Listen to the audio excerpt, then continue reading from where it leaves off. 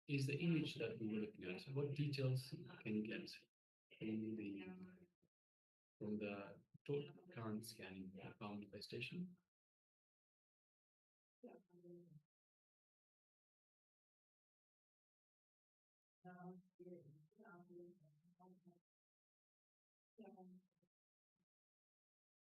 So I'd like to welcome a couple of participants. So we have Ma Wang Xin, welcome, Dhyan, welcome. And we also have Ma Jiaxin Zhen, Dhyan, and welcome up. And of course, we also have Ma Agamapia, which we haven't said welcome to. Dhyan, Ma Agamapia, welcome.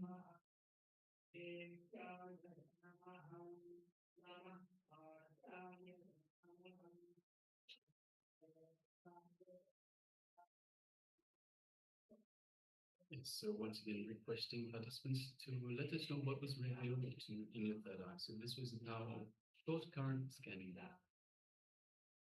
So like the acharyas ourselves were looking at an image, staring at an image, and through the power of thought current scanning, we requested you, the participants, to let us know the details of that image. So if you've taken part in this power manifestation, please let us know by way of writing in the chat, sharing with us in the chat what was revealed to you, what was the image that we looked at, any details that you got. And also, so with all power manifestations, it's important that you don't judge. Don't judge anything that you are revealed. Anything, even the smallest detail could be a key element. So don't judge, don't have any self-doubt, just simply share. And again, it is not, we are not comparing one versus the other. It's not this person can manifest, the other person can't manifest. This is all about you. This is about your connection to Paramashiva, your connection to the divine. So this is all about you. So if you share, you start building confidence in your abilities to manifest. Even if you're sharing that I haven't manifested just yet, it still builds that confidence. It starts creating that expectation that yes, I will manifest. And also, I would like to request everyone, even if you haven't manifested, don't say I haven't manifested. Say yet to manifest. So let's have a look at the positive. We are going to manifest. It is a shift, a very subtle but very important shift in the mentality, in the way we look at things. So instead of looking at the negatives, looking at the positives. And this is very much the same we'll be going through contradicting desires. So if you create a couple of contradicting desire, something that says I should not be unhealthy, that only highlights the unhealthy bit more. So similarly here, when you say I'm yet to manifest, you're saying you're coming from the space that I will manifest.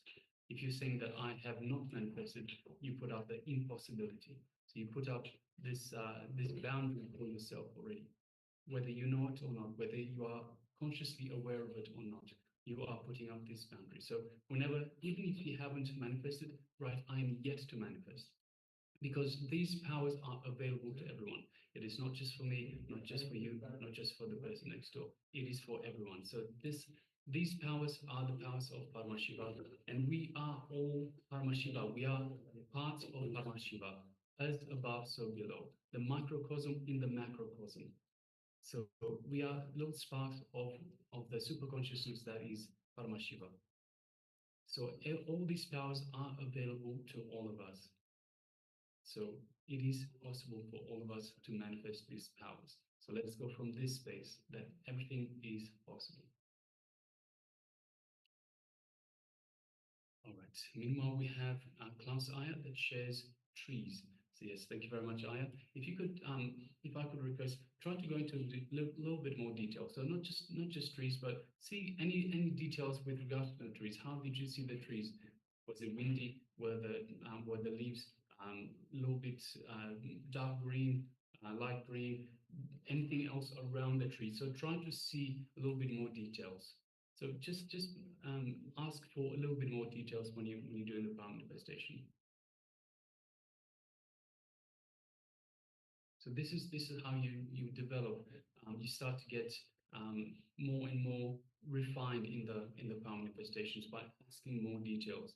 So paying attention for more details, asking more details, and of course sharing more details. So the sharing builds your confidence in this power manifestation, and of course with the power, it's not a vicious circle. It is a virtuous circle because you are building your confidence in your power manifestation. The more power manifestation you are willing to do, you do more power manifestation, and you build this superconscious this connection to Paramashiva, this space of oneness with Paramashiva. So it just goes in circles like that.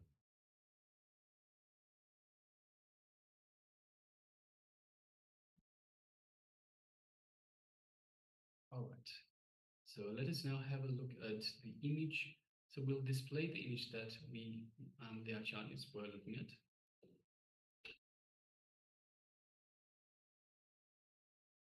Yes, so as you can see, it's a picture of Krishna with the Gopikas. Krishna is playing the flute. It's most probably the AI generated picture, and trees, colorful trees. You can see all kinds of colors, and below there are mandalas, various kinds of mandalas. We have few animals. Mostly the one is deer, and there's this umbrella on the left side. Sun is shining from the top. Yes, and the river, of course. The river is flowing just in the pathway. No, on the two sides. All right. So clause here says trees. So definitely we have trees as, and of course, yes, true. And as Maharaj said, to go more depth into it, the more you ask for the details, you will get more details, as Swamiji will be revealing more details to you. You'll know the color, you'll know the shape of the tree, you'll know what is happening around the tree, whether it was windy. It's more kind of a 4D color. Not just the visual, but you'll be in the situation, you will know what the tree is as if it's alive. So as you go more depth of the power manifestation, the more details will be revealed to you. All right. Thank you, Claudia, for sharing and manifesting this power of remote scanning.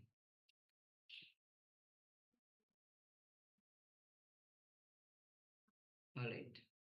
So with this, we'll be moving on to the next session.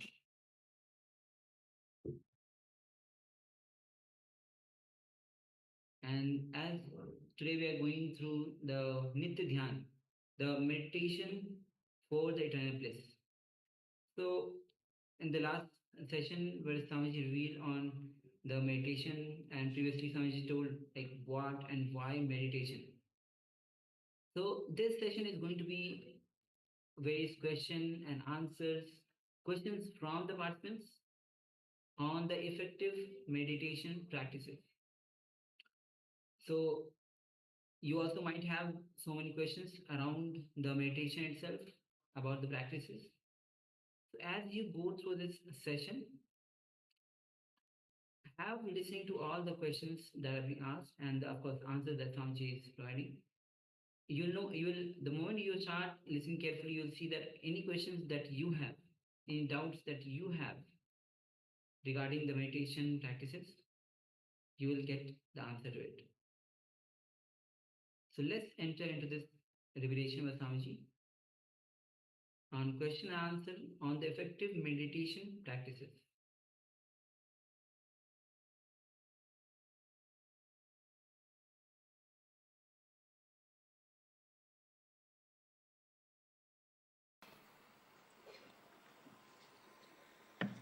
Here is one more question. How can we select our God and Goddess?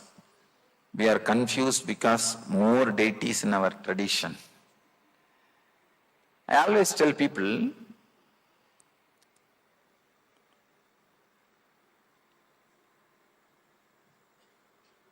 towards some path, some God, some technique, suddenly you will feel a very deep connection. That is what I call falling in tune, feeling connected. If you feel connected to some path, choose that path or that God or that deity. If you don't feel connected to any one thing particularly, do not choose anything. Continue your seeking. Continue your seeking. Let the seeking become your God. Seeking can become your God. Let the seeking become your Ishta Devata. No need for particular Devata.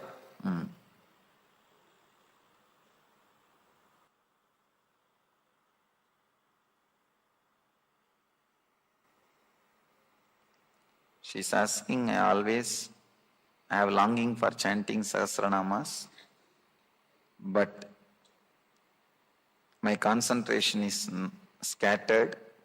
How can I concentrate on all the slokas? This is another big problem.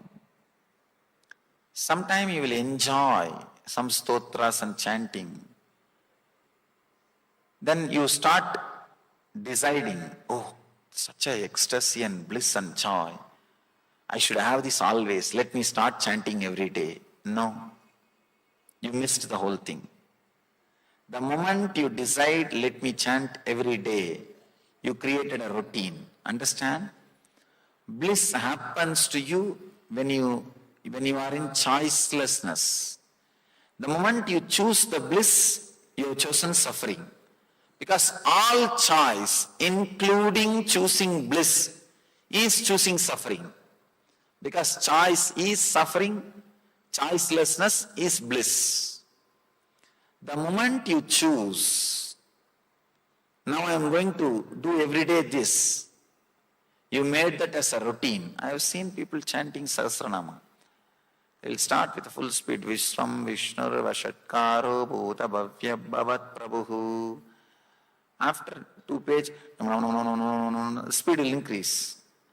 After 3 pages, I have seen, they will be just seeing the number continuously. Oh, still 700 is there, still 300 is there, still 400 is there, still 100 is there. I always tell people, do not bother about completing these 1,000 names and all.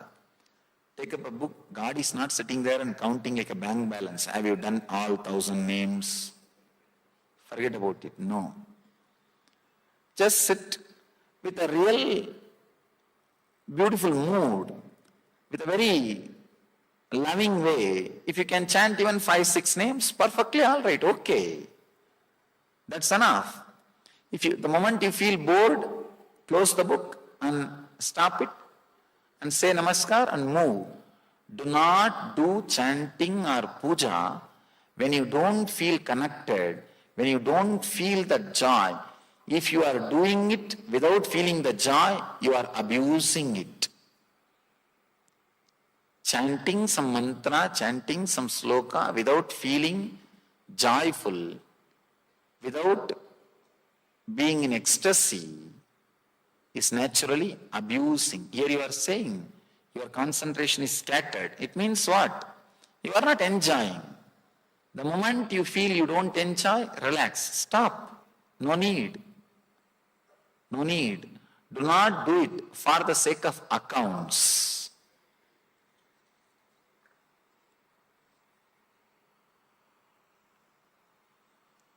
Could you please explain what exactly intensity, the meaning?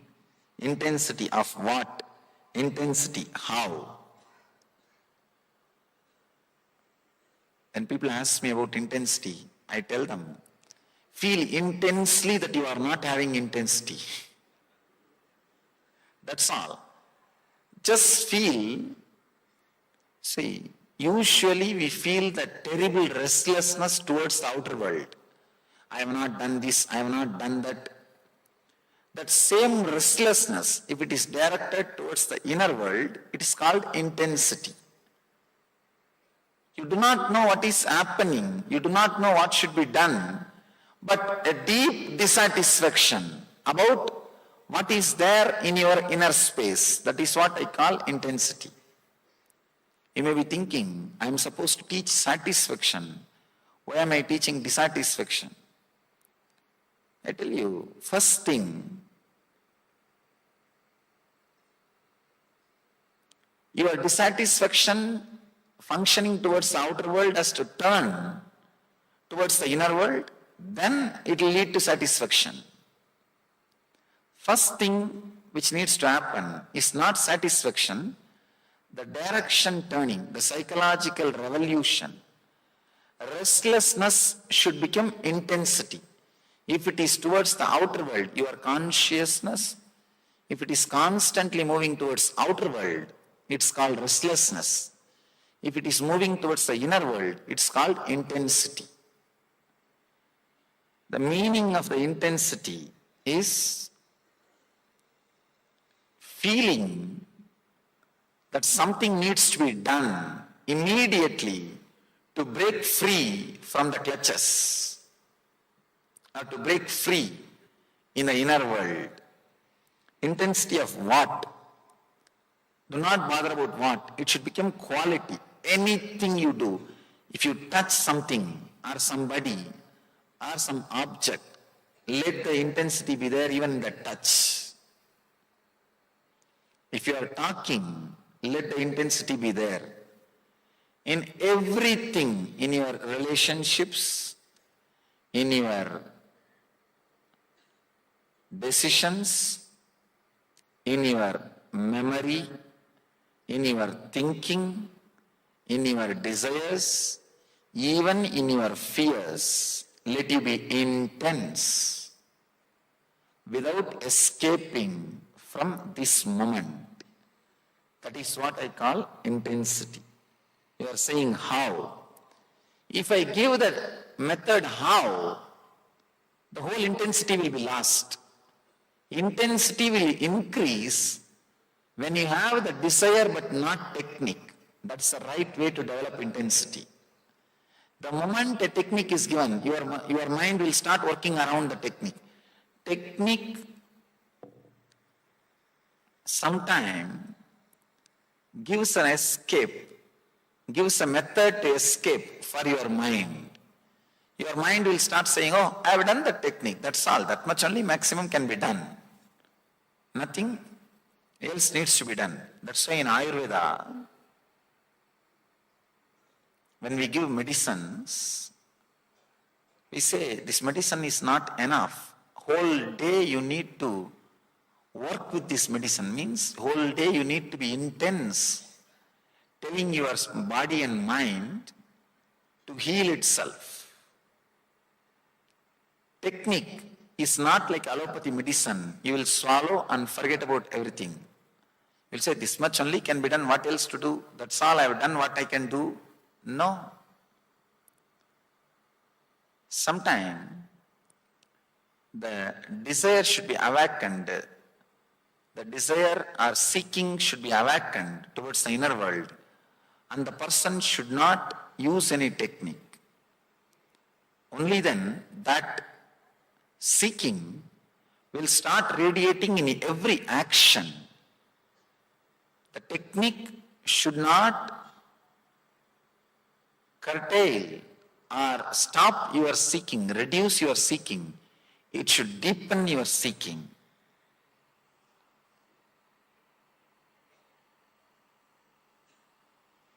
I am already doing meditation taught by some other master. Can I do the one given by you here? You are welcome. You can do. I always tell people, try to collect the best flowers from all gardens and make a beautiful bouquet for you. You do not have to think, if I learn from one source, I should not learn from the other source. No. It's not like a shop. If you come to this shop, don't go to that shop. No. Go to all possible sources and learn all the best things. Pluck all the best flowers and make a beautiful garland for you. I always tell people, your ego is such, it cannot be broken by one master. Now you need so many blows from so many different directions and so many methods from so many different sources. So do not think, if I learn from one source, I shouldn't learn from other source. No, learn from all possible sources and raise yourself. Should we focus on ourselves while doing action or merge completely in action? Which one leads to meditation? First thing, you cannot completely merge yourself in inaction. Because once the tamas, lethargic energy in you is exhausted, you see, your body is made out of rajas, tamas and sattva. 33% peace, silence, intelligent energy. 33% restless, very aggressive energy. 33% lethargic, very sleepy, low, kind of a resting energy. After the 33% of lethargy is exhausted, you will not be able to be in inaction. People come and ask me, if I start meditating, will I just leave my job and just rest? No, you cannot. You cannot. I tell them, if you have that fear, just take vacation, lie down for 10 days, you will understand. 11th day, you will run for your job. You will run for your job. That is not going to be the end. That is not going to be the solution. No need to completely merge in inaction. I can tell you, neither you need to bother about action nor you need to bother about inaction. All you need to bother about psychological revolution. What goes on inside you whole day, that is what you need to attend. You need to put your awareness only on that. When you can drive your car in the dream state, that is what you do usually. Why can't you drive your car from the Turiya state? Even though you think you are doing your actions in the waking state, 80% of your actions are done by the dream state overtaking the waking state. Instead of that, let the 80% of your actions be done by the Turiya state overtaking the waking state. That's all you need. There is nothing else. These are the questions which happens before even you enter. These are questions like hypothetical questions. Somebody came and asked me, if everybody becomes Swami, how will the world run? I asked him, if everybody dies, how will the world run? He said, no, everybody won't die. He said the same thing. No, everybody won't become. That's all. Hypothetical questions cannot be answered. I told him, do not bother. God is not depending on you to run the world. He is not depending on you to create and maintain the world. Can we really experience the blissful state after learning? Then what for you think I am conducting the program?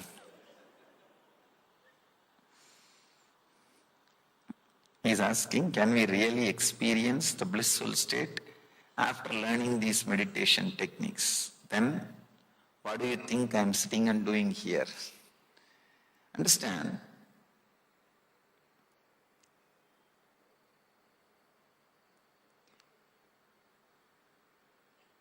Person who creates a formula to reproduce the experiences of the outer world is a scientist.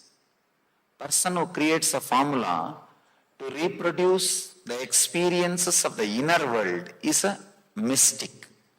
He is the master.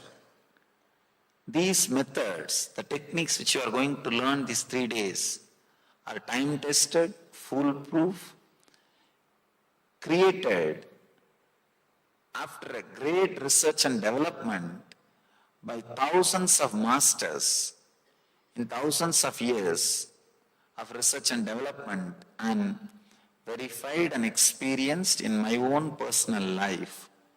So be rest assured, be intense. That's all I'm asking you.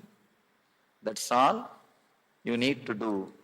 Nothing else. Just be intense. You will see, you will experience what has happened in my very inner space, in your inner space.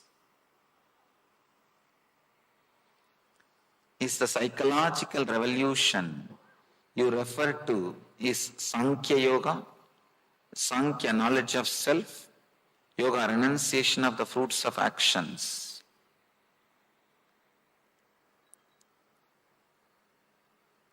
See, the word Sankhya, the word Yoga, both are like two different expressions.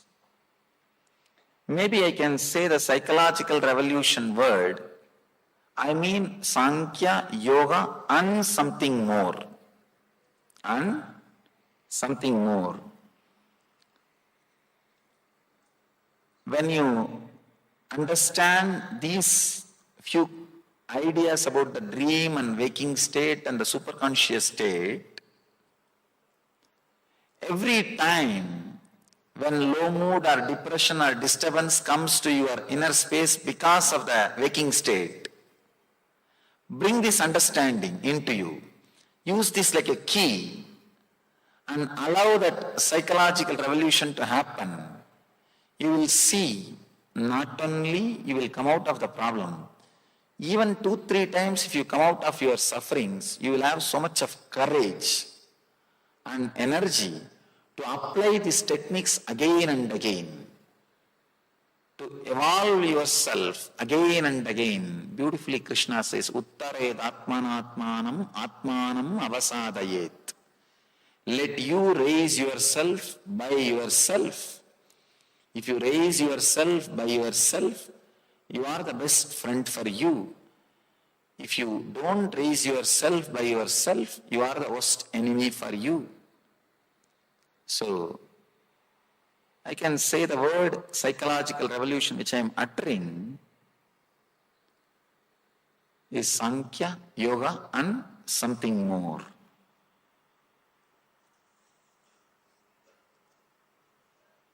I have learnt Vipassana, but I am unable to practice it effectively.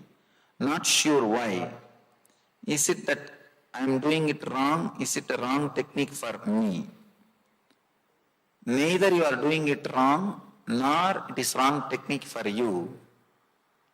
The when means the time you learnt is wrong. First, you should have learnt the psychological revolution, clarity about you, world and God. Then technique should have been added to you. Without the clarity, if the technique is directly added, it leads to boredom, dullness, and naturally you drop the technique.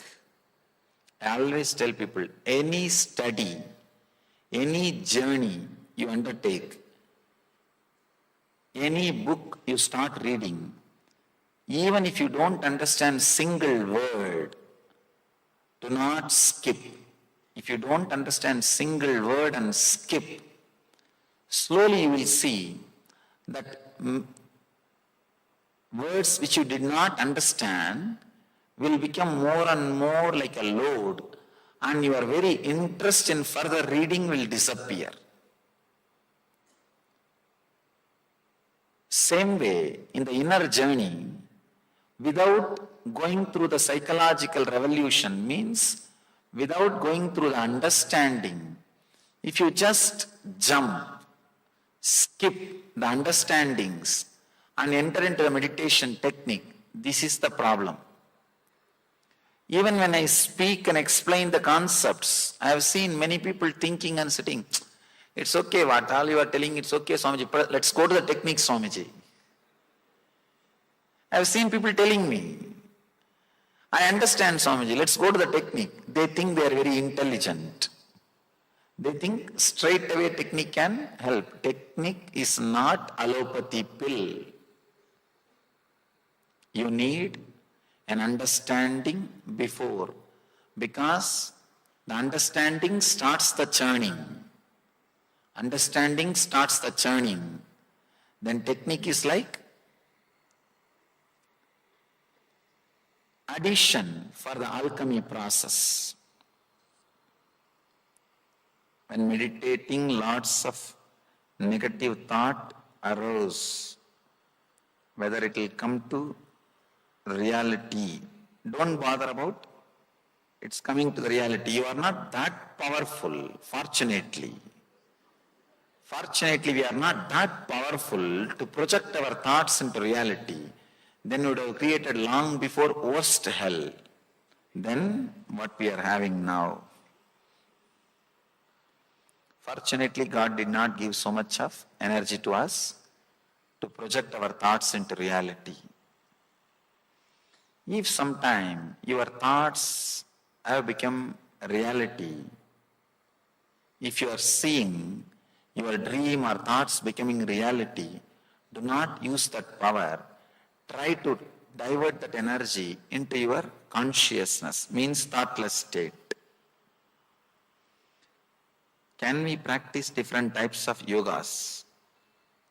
According to me, surely authentic yoga methods do not contradict each other. They only complement each other. So you can practice different yoga methods. Only thing, do not mix and make masala and create your own technique. Practice it independently. 20 minutes means finish that. Then go to the next. Then go to the next. If you mix everything and you start thinking, I know all these things, now I know the core thread. I think I can make my own. That is where you will miss.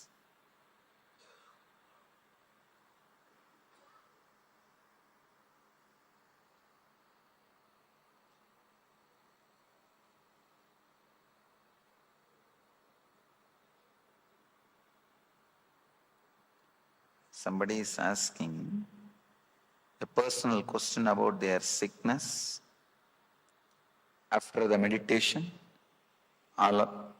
You can come here for the darshan. That time you can ask me. Maybe I'll be able to heal or help or answer. Whatever I can, I'll surely try to do. You said karma means unfulfillment of desires and experiences. But if we suffer from poverty, illness, our saint elders says, it is because of karma. Swamiji, please answer, will any soul or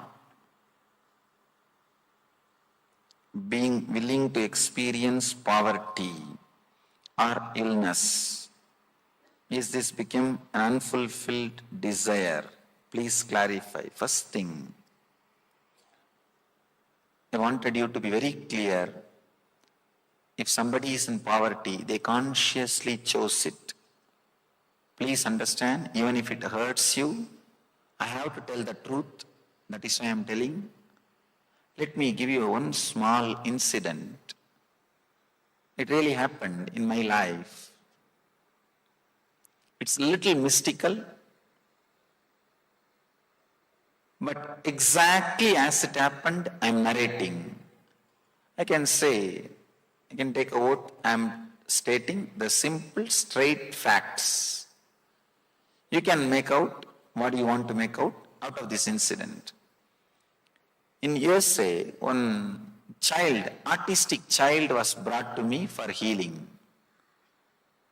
They are from North India, settled in USA, maybe some 7-8-year-old child. They brought the child and asked me, Swamiji, this child is autistic, please heal him. And not a single person in their family or in their surroundings knows Tamil. I put my hand on the head of the child and started healing. In a pure village Tamil, in singular, not even in plural, in singular, that boy said, remove your hand. He just said in Tamil, remove your hand. I was shocked. Because the whole family, they are North Indian family, not a single person knows Tamil. And they said, no way this child can even hear a Tamil word. Because none of us speak and none of us know Tamil. He is growing with us. I thought maybe some spirit or ghost has possessed him. I asked him, who is speaking? He said, I am the owner of this body speaking. Don't you understand? In Tamil he started speaking. I asked him, why are you asking me to remove my hand? I am healing you. He said, I don't want to be healed. It's not your business. Just get out. I was shocked. He said, I do not want to take the responsibility of my life, going through the regular routine. I just wanted a life, comfortable life, somebody taking care of me. That's why I took this kind of a body and mind. I was shocked. I told, that is okay. You have freedom. But your parents are such nice people. Why are you torturing them? Why did you took birth? They are such nice people. He said, I took birth because they are nice people. They will take care of me. They will not put me in the hospitals or asylums or somewhere else. They will take care of me. That's why I took birth in their family. This incident gave me a very big opening or clarity. Every soul, consciously or unconsciously, knowingly or unknowingly, chooses its place, birth and the lifestyle. That is what we call prarabdha. When you come down, create the body, you design. For some people it hurts. Understand? It hurts because you are not able to tolerate that you chose what you are having now. I tell you, we choose poverty sometimes because it's a big freedom. With wealth, too much of responsibility is there. It's a big bondage. So understand, start looking into yourself, why you chose what you chose. Maybe that can help you to enjoy and celebrate what you chose. Instead of constantly turning your attention and awareness towards cursing and abusing what you chose, if you start looking why you would have chosen what you would have chosen, you will see suddenly new things revealing. And you are exactly where you wanted to be. You are exactly where you wanted to be. That is ultimate truth. Whether it hurts or heals, truth is truth. Usually with little passions, it heals. It never hurts. That is why I say, karma is unfulfilled desires and experiences. Your lifestyle and everything is straight away consciously chosen by you.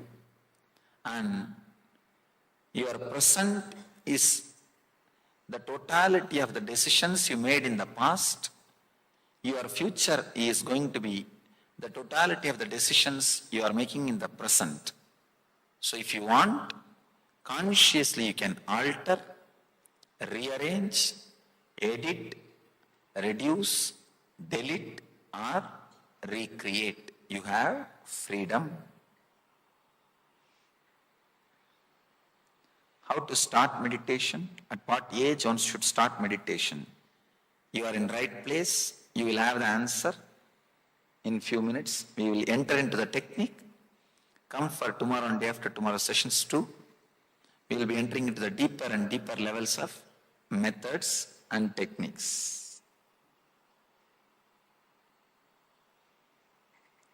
We always dream because we are away from reality or try to achieve dream reality. If we do not dream, then what is life? This is one of the worst lie taught to you. Because your universities and schools and societies are not able to teach you superconscious state. They taught you daydreaming state. Understand? Just because they are not able to teach just because they compromised, let you not waste your life. Let you not miss the truth. Let you not miss the reality. Life can be lived without daydreaming, with superconscious vision. I always tell people, with daydreaming, these desires, before fulfillment, they will give you a deep restlessness. After fulfilling, suddenly you will see they are showing you emptiness. With vision, means superconscious lifestyle, thoughtless awareness lifestyle, before fulfilling, those visions will empower you, will show you the direction. After fulfilling, they will give you a deep satisfaction. There is a big difference between daydream life and superconscious life. There is only two choices. Either you will live a superconscious life or daydreaming life. If you are not living a superconscious life, be sure you are living a daydreaming life. But there is a great fear. If I stop daydreaming, how will I do next planning? How will I decide how to invest? How will I decide what my plans should be next? How will I invest? How will I decide what my life should be? If it is not there, what will you do? Sometimes, if your workers or subordinates convince you, without them your business cannot run. If you are convinced, they will start exploiting you. Same way, your mind has convinced you, without it, you cannot run your life. That conviction is what I call suffering. That is what I call the root of suffering. I tell you, when I say, I really mean, you can live without your daydreaming. You may ask, then how will I plan for my tomorrow? Usually, you are not planning, you are worrying.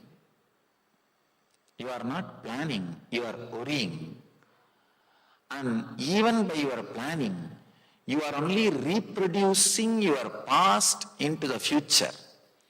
You are limiting your growth by planning.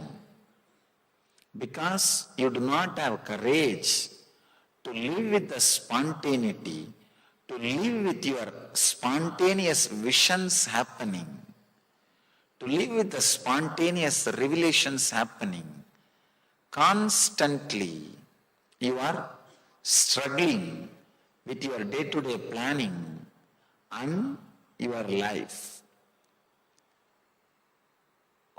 People who had courage to trust their vision, their spontaneity, only they become genius. Only they become genius. Please understand, a little courage to enter into the life without daydreaming can just revolutionize. I can say this is what I call psychological revolution. Just try for 10 days. In 10 days, I don't think your whole life will be taken away from you. In 10 days, if it can be taken away, then it is not worth having. Let it be taken away. So just try for 10 days, life without daydreaming. Suddenly you will see the quality of spontaneity, and every one of you are visionaries. Because of your planning and daydreaming, the quality of having visions is suppressed. If you just remove the daydreaming, if you just remove the daydreaming and have little courage towards that quality of creating visions in you, quality of living with the spontaneity, you will see suddenly the visionary in you is awakened.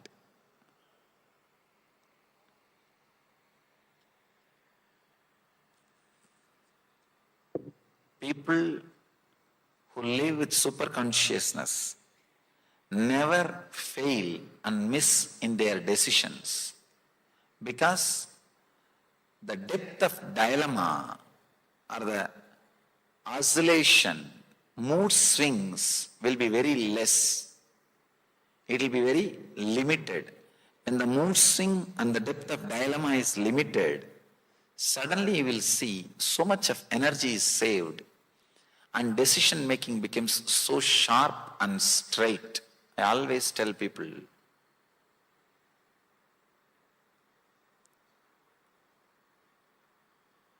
having freedom without intelligence is the worst suffering. Whenever this thousands of people are living in our ashrams around the world, when they don't listen to what I say, I tell them, all right, give him freedom. That is the worst suffering. That is the worst punishment. Just by the dilemma, he will die. Just by the dilemma, he will die. Nothing else needs to be done. Without intelligence, when the freedom is given, it will lead only to suffering. Our daydreaming is also nothing but dilemma. The intelligence is not there, but the freedom is there. That is what I call daydreaming.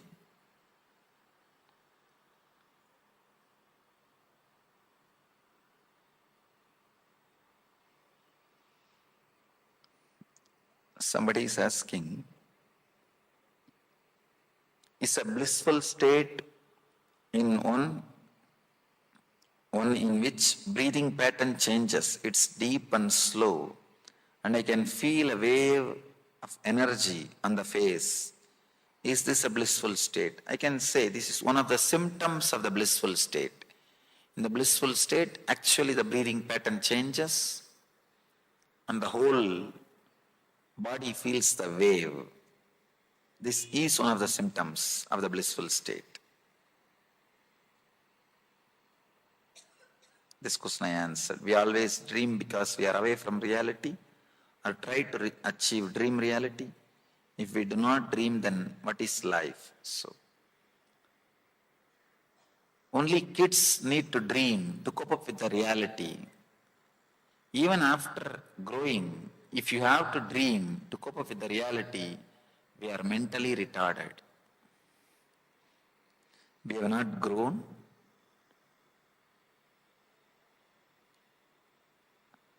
After the childhood or beyond the childhood. Can the experience of enlightenment be transferred through touch? Can I enter the Turiya state under the influence of the Master? It is possible. From time immemorial, the first gift was always given by the push from the Master. But to stay in that same state, you yourself should have gone through the psychological revolution. Ramakrishna was able to give only one glimpse to Vivekananda. But Vivekananda has to go through the psychological revolution to retain it. So, the experience can be given, a glimpse can be given by the touch of the Master. But if you need to retain it, surely you yourself need to go through that psychological revolution. Means living these great truths in reality.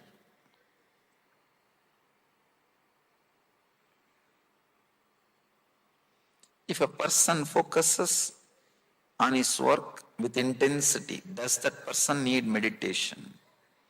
This is again a hypothetical question. If a person focuses his work, nobody can focus without meditation. So if you think, if a person focuses, actually the question with if cannot be answered. The question with if cannot be answered. It is like a hiding. It is like if it is, the if it is cannot be added. If it is cannot be answered. Will meditation in the beginning produce any bad side effects? No. No side effect except bliss and health. Is there any meaning in the dream I am seeing? There is no meaning even in the world which you are seeing. What about the dream? Even the world which you are seeing has no meaning. So forget about the meaning of the dreams which you are seeing. People come and ask me, Swamiji, I saw this dream, I saw such and such a dream, please give me the meaning about it, explain. I tell them, the world which you are seeing is itself is useless. So why waste time in interpreting the dreams? There is something called placebo effect. Understand? If patient and doctor, both of them does not know, the medicine is given, if some color water is given instead of medicine, and not only the patient should not know it is just water, even doctor should not know it is just water. Both of them should be thinking it is a medicine, but the person gets healed. He gets the same effect of medication. This is called placebo effect. The same placebo effect, the reverse placebo effect, there is a theory, reverse placebo effect. What you know? In the West, this calamity happens. In the East also it has started. Continuously advertising about some symptoms of disease. If you have a slight knee pain, it may be arthritis. Some 5-6 symptoms, a very broad symptoms if you give, and ask if you have any one of these symptoms, you have this mental disorder. You will see 95% of the people will start feeling that they have that mental disorder. No, it's true. Morning, slow lethargy, or irritation in your relationships, feeling like disconnected, or loneliness. If you have any one or all the symptoms, you have this mental disorder. Who will say I don't have? And these idiots go on preaching this nonsense. When these ideas are constantly told to the public, told to the people, they start believing that they do have the disease. Understand one problem? If there are 10 symptoms, and if you start connecting with the disease by saying you have one symptom, you will create all other 9 symptoms within few days. Because you are clearly, strongly believing you have that disease now. You have to express other symptoms, otherwise something is wrong. You will start thinking, oh God, other symptoms are not there, then something is wrong with me. So giving these broad symptoms and asking you to choose, if you have any one or all the symptoms, you have this disease, is the worst calamity. Actually, this is what I call reverse placebo effect. In the first placebo effect which I explained, the healing happens. In this placebo effect, disease happens. In the West, oh God, of course, the East also, of course, the Indian cities are no more Bharat. Unfortunately, we have to tell the truth. Geographically, maybe Bharat, but the great value, the great lifestyle is slowly. Anyhow, but at least if you have intelligence, stop allowing these thoughts getting into your system. Stop allowing, especially the symptoms related to mental disorder. See, every season, once in 3 months, in the West you will see one new diagnosis. And you will see 30% of the country is suffering with the disease. And 27% of the country is suffering with the disease. I am surprised. The moment you come out with some symptom, naturally what people will think, I think I have a little irritation. 2-3 times I shouted. I do have that symptom. You just connect with your activity and attitude and see if some one symptom clicks, then what happens? You start visualizing from next day all other symptoms are there in your life. And you connect every incident in your life and see, and you are very clear, now you have the disease. So I feel the very idea from which we look has to be shifted, has to be changed.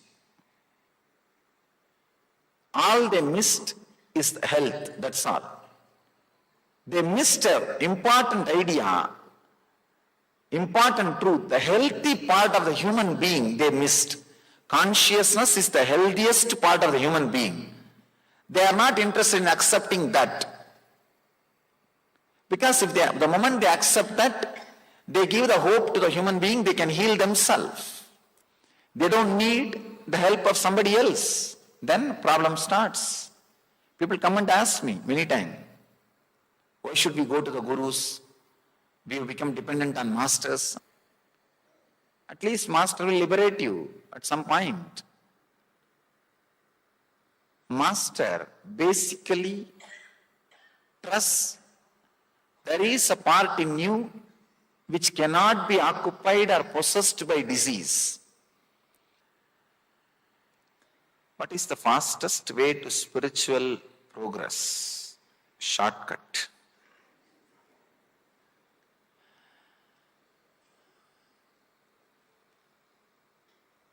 If you want an honest answer, I should say, I don't know. I don't know is the honest answer. Because, according to me, the spiritual life itself is the simple, straight path. See, shortest distance between 2 points is a straight line. So there is no more, there cannot be any other shortcut. Shortest distance between 2 points is a straight line. So I can say, spiritual life is straight line. That is the straightest line, that is only shortest route.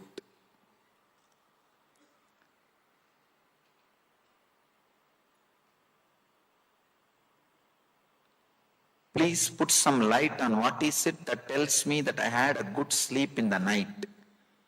Maybe the time you spent in the deep sleep was more than time you spent in dream state. That is what you feel morning, that you had good sleep or rest.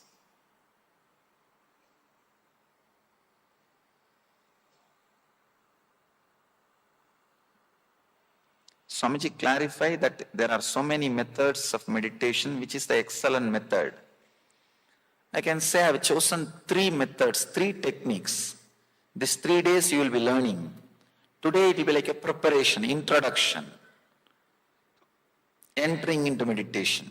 Tomorrow it will be deeper, cleansing. And day after tomorrow, deepest level, unclutching, means experiencing the true self. So, we'll enter into the meditation. Just these few questions I'll attend, then we'll enter into the meditation.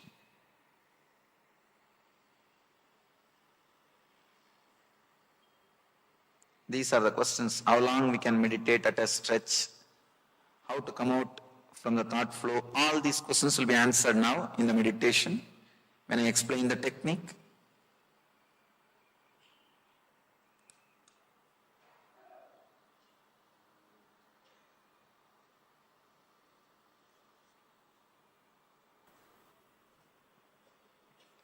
Many times dreams are considered to be the symbolizers of future happenings than what the dream is.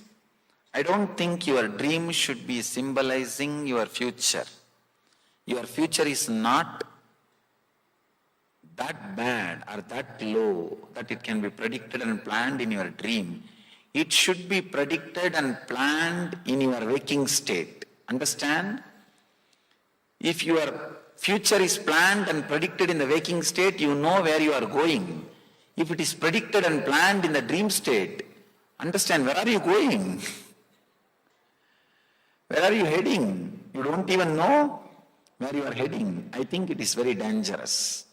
Better not to be planning and predicting your future in the dream state.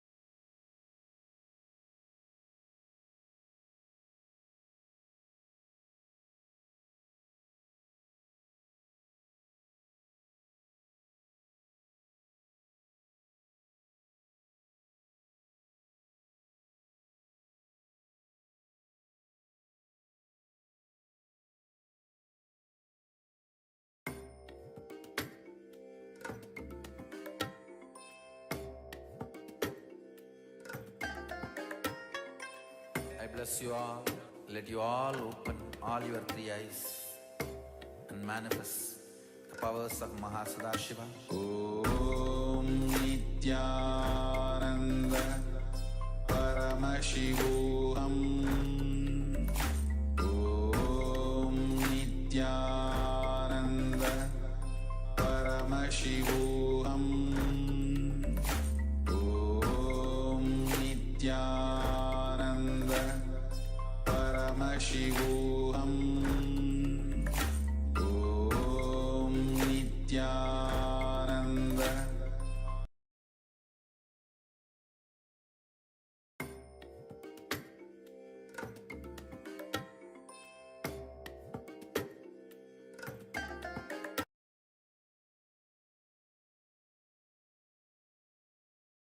Yes. So as now you mentioned that we'll be entering into the meditation technique itself. So this time we'll be entering into a meditation of chaotic breathing to awaken and raise the prana to its peak possibility. You can sit in Vajrasana. Vajrasana means when your knees are bent. When you sit with your knees bent, with both the knees are bent. Like this. So that is Vajrasana, and you can keep your eyes closed and your hands are on the hips. So as you sit in the first step, is sit in Vajrasana, then eyes closed and keep the hands on the hips.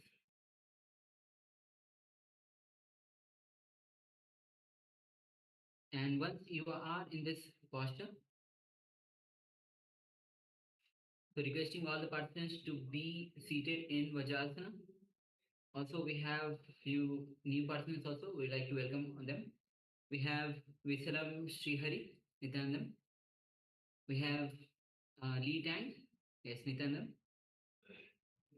So we are about to enter into a meditation technique of chaotic breathing. So first step, sit in Vajrasana with your eyes closed and keep your hands on the hips. Second, after you are in this posture,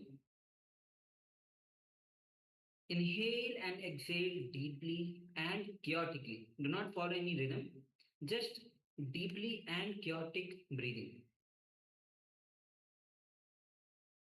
Third step, just focus on your breathing. Your entire being should become the breathing.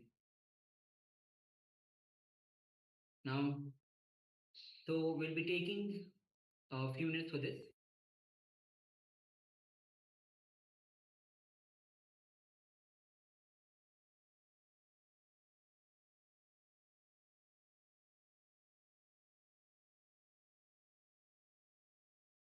All right.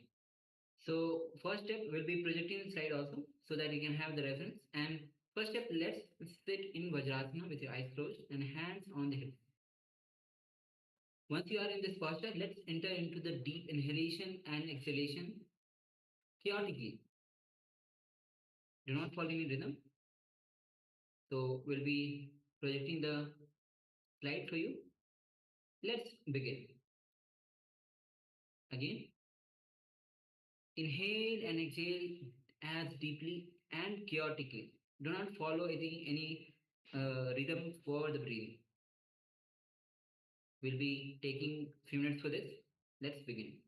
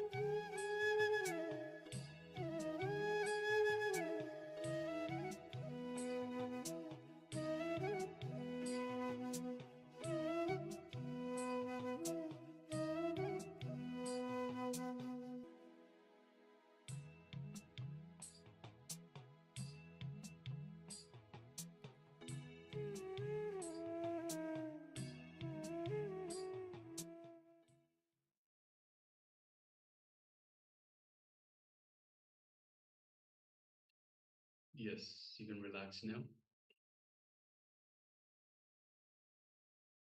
So that is a very powerful meditation technique.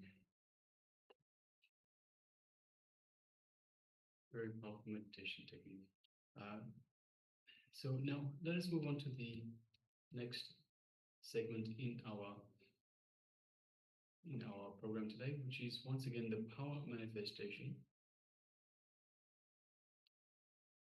Just before we do so, just requesting participants, let us know how you felt by doing this meditation technique. So this chaotic breathing. So just take a moment to share with us in the chat box how you felt, what you experienced in going through this chaotic breathing technique.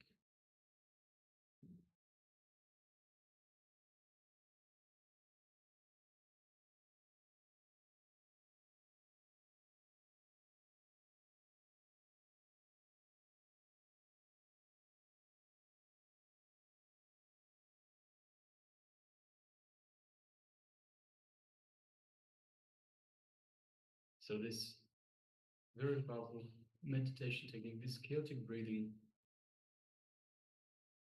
if you practice it correctly, you should become the breathing itself. So if you do it again and again, you raise the prana, the very life energy, you raise the prana to its peak possibilities. And prana is the life force that we breathe in through the air. So prana is in the air, it is the energy, the life energy that we breathe through the air itself. So just take a moment and share with us your experience of this meditation.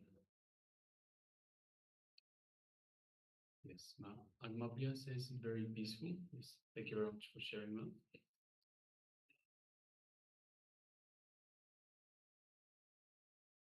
And it's very important that it is, so see, it is chaotic breathing. What that means is it has to be asymmetric. So no two breaths should be the same. So it should be all over the place. So you have one short, one long, one medium, one short, and different intensity, different depths as well. So the very idea is that there should be no rhythm at all to the breathing. And you feel the change, the energy that it brings up is very just amazing.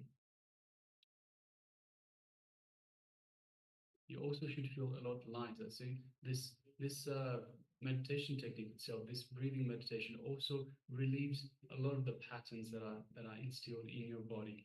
See, patterns, basically, when you have chaotic breathing and you have the patterns, the idea is that you have to have something that doesn't have a pattern in order to remove some of these patterns. So that is why we go through the chaotic breathing, something that does not sit with anything, and it just starts loosening up these patterns that are stuck in our bodies.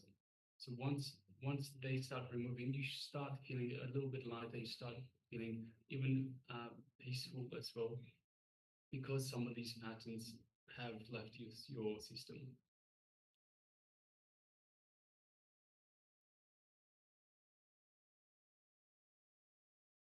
Alright, so let's move on to the power manifestation. Today we're doing the power of thought current scanning. So again, we have a picture in front of us. We'll be continuously looking at that picture.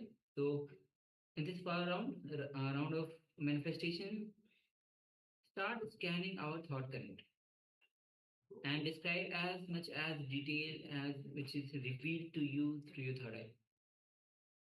So sit with a Hiranyaksha straight line.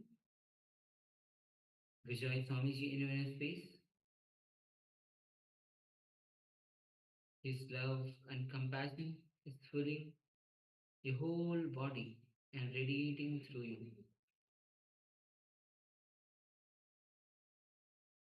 Now, let's start chanting the Mahavakya. Om Nithyananda Paramashivoham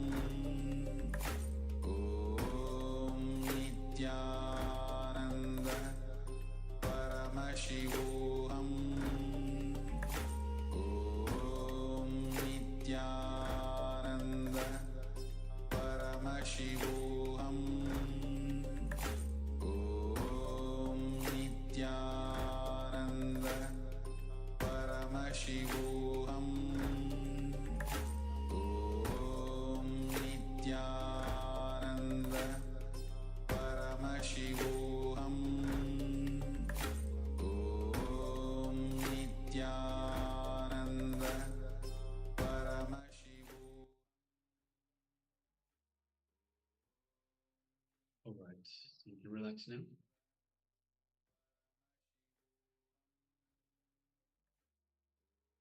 And now take a moment and let us know what was revealed to you in your third eye. So this is the power of remote scanning.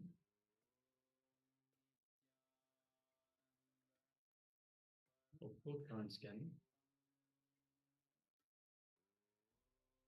where ourselves, the acharyas, were staring at an image and requested you, the participants, to scan our thoughts and let us know what image, give us the details for what image we were looking at. So please take a moment and share with us what was revealed to you in your third eye.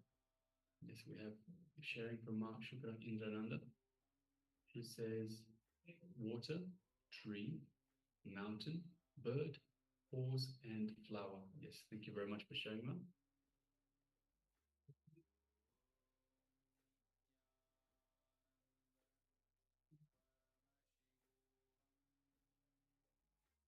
So requesting all participants that took part in this power manifestation to let us know, share with us what was revealed to them in their third eye.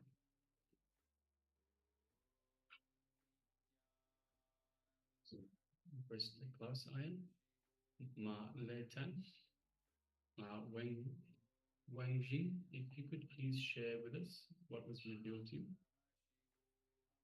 And anyone else who has taken part in this power manifestation, please share with us what was revealed. What were the acharyas ourselves looking at? And don't be afraid to share. So even if you saw just a little bit, even if you saw nothing at all, please feel free to share. There's nothing correct or incorrect. So anything you share, it is, as we mentioned just earlier, it is all about you. So this is about your connection to Paramashiva. It is about your feeling connection to Paramashiva and to Swamiji himself. It's your space of oneness with Paramashiva. So the more you practice, the more you strengthen this space of oneness, this feeling connection. And that's fine, even if there's nothing that was seen. Yes, thank you very much for sharing that. So we also have Klaus Dyer sharing. Yes, Klaus shares people walking in a street. Yes, thank you for sharing. So as I mentioned earlier, in the earlier power manifestation, even if you saw nothing, let us start using a different language. Let us start using yet to manifest.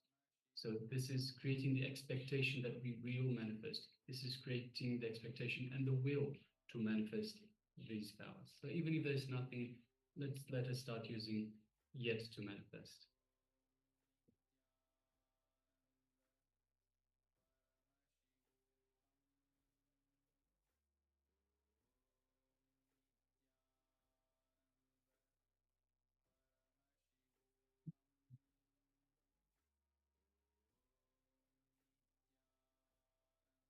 All right, so let us now share with everyone the image that we were looking at.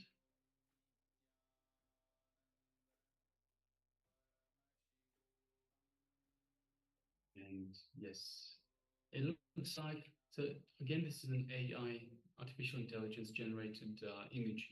It looks like a palace that is surrounded by water or perhaps built on the water.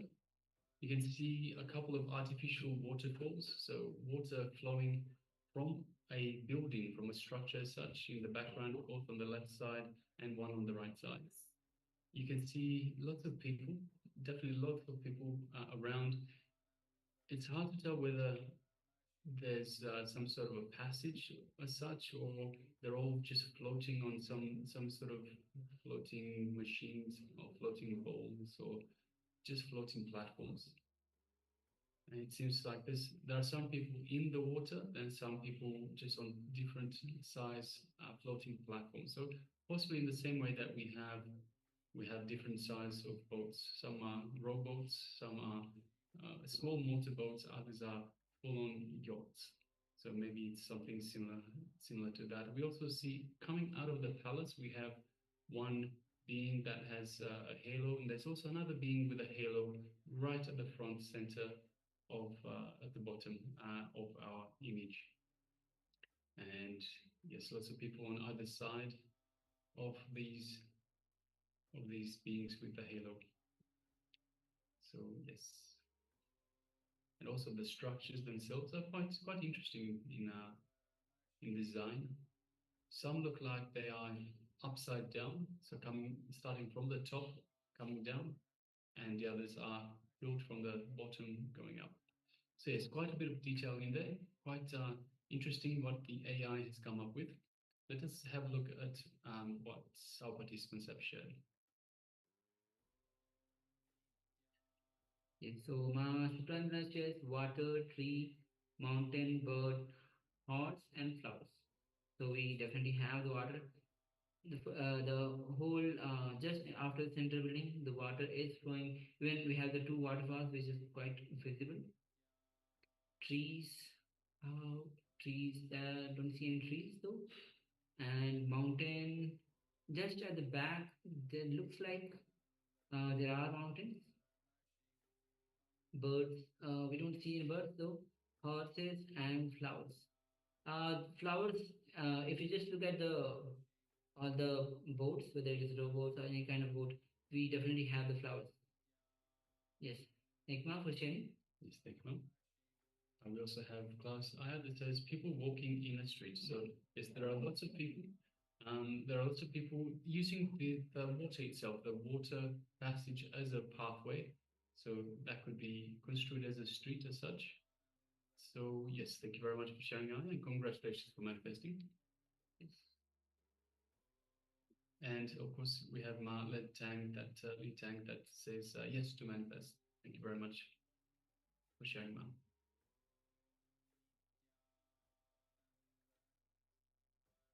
All right. So with this, let's move on to the next session.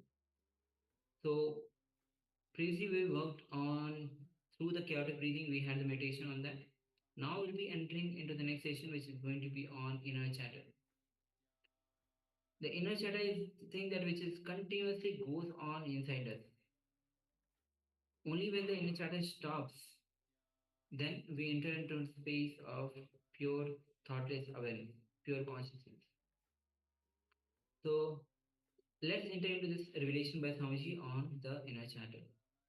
So please come to the space of listening as we begin with this.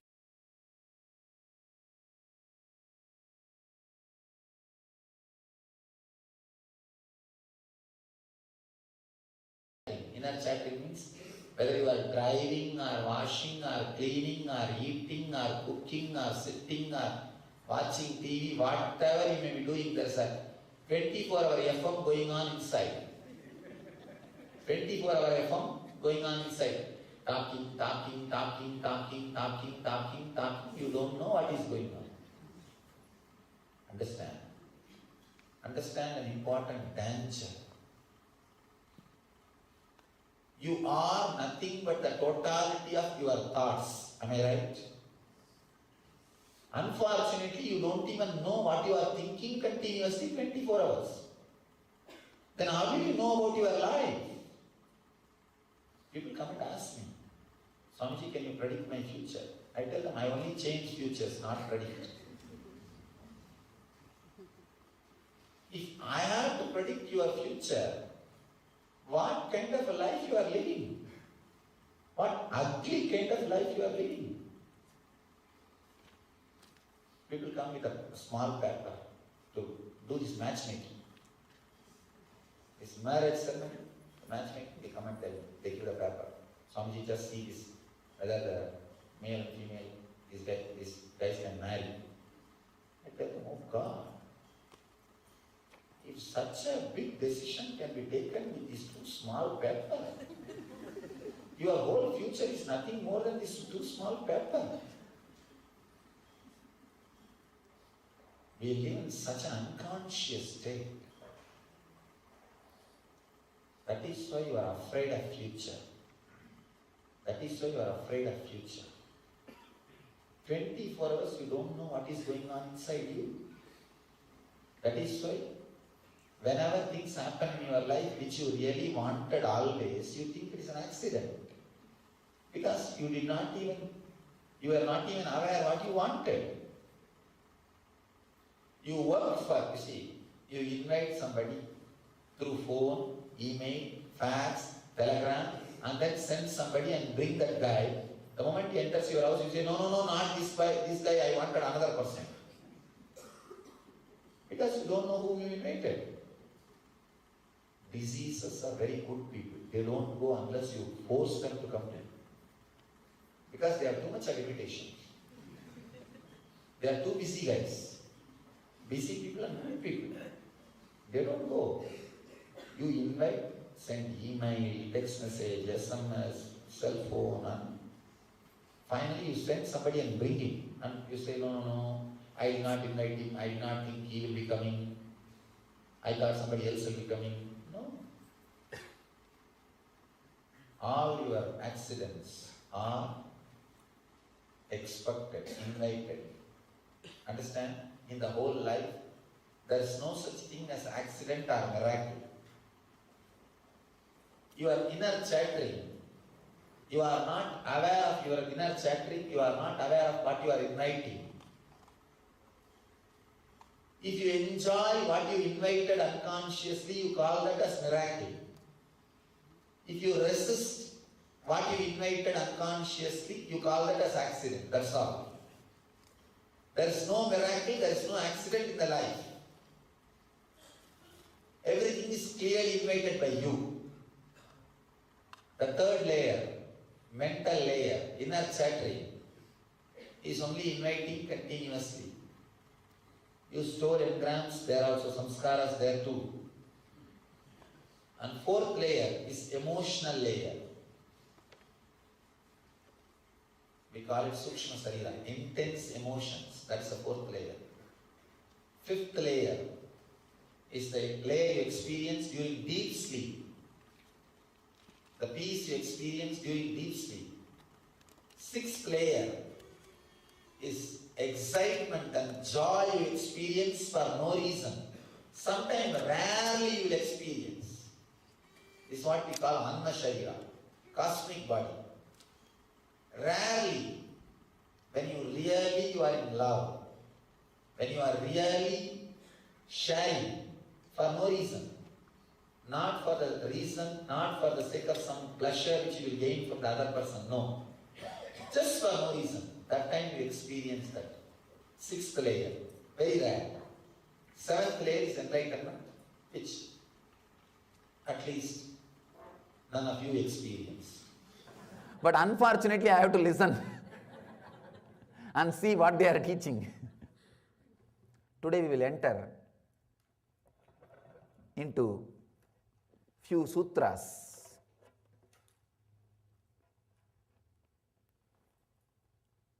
Let me read the sutra, then we will try to understand.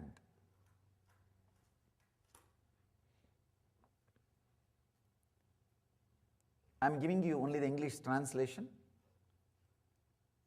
Blessed one, as senses are absorbed in the heart, reach the center of the lotus.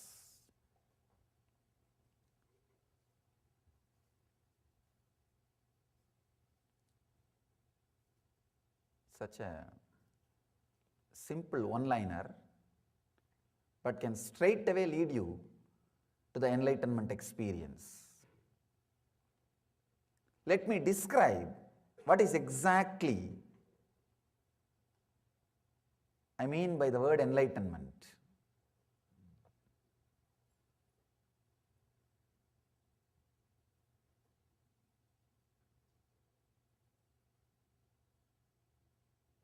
Ramakrishna says beautifully, whenever I try to explain exactly what is enlightenment, I am blocked. Of course, that is the truth. Maybe I can try to give one point of understanding. There will not be any movement of letter or word or a thought between your navel and the throat. The words will come only from the throat.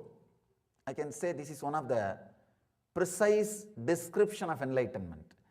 There will not be any word or thought or syllable or sound movement between the navel and the throat. Means only when you are talking the words will be coming. When you are not talking, there will not be any words inside. Only the energy movements. Only the energy movements. Means there is no thought. There is no verbalization. There will not be any continuous inner chattering. Your inner chattering is the only thing which disturbs your whole life. Very difficult for a normal person to understand. They will always think, no, unless I have inner chattering, how will I plan my everyday life? How will I be able to run my business? How will I be able to live? Understand, when you don't have inner chattering, I don't say it is a dead silence. It is an intense energy. Whatever needs to be done comes out as a full, complete visualization. For example, what you need to do tomorrow, if you have the inner chattering, it will come line by line. Morning I will have to get up. Then I will have to go to my office. Then I will be doing this work. Then evening I will come back. Then I may have this program, that program. Like a linear way, one by one it comes out.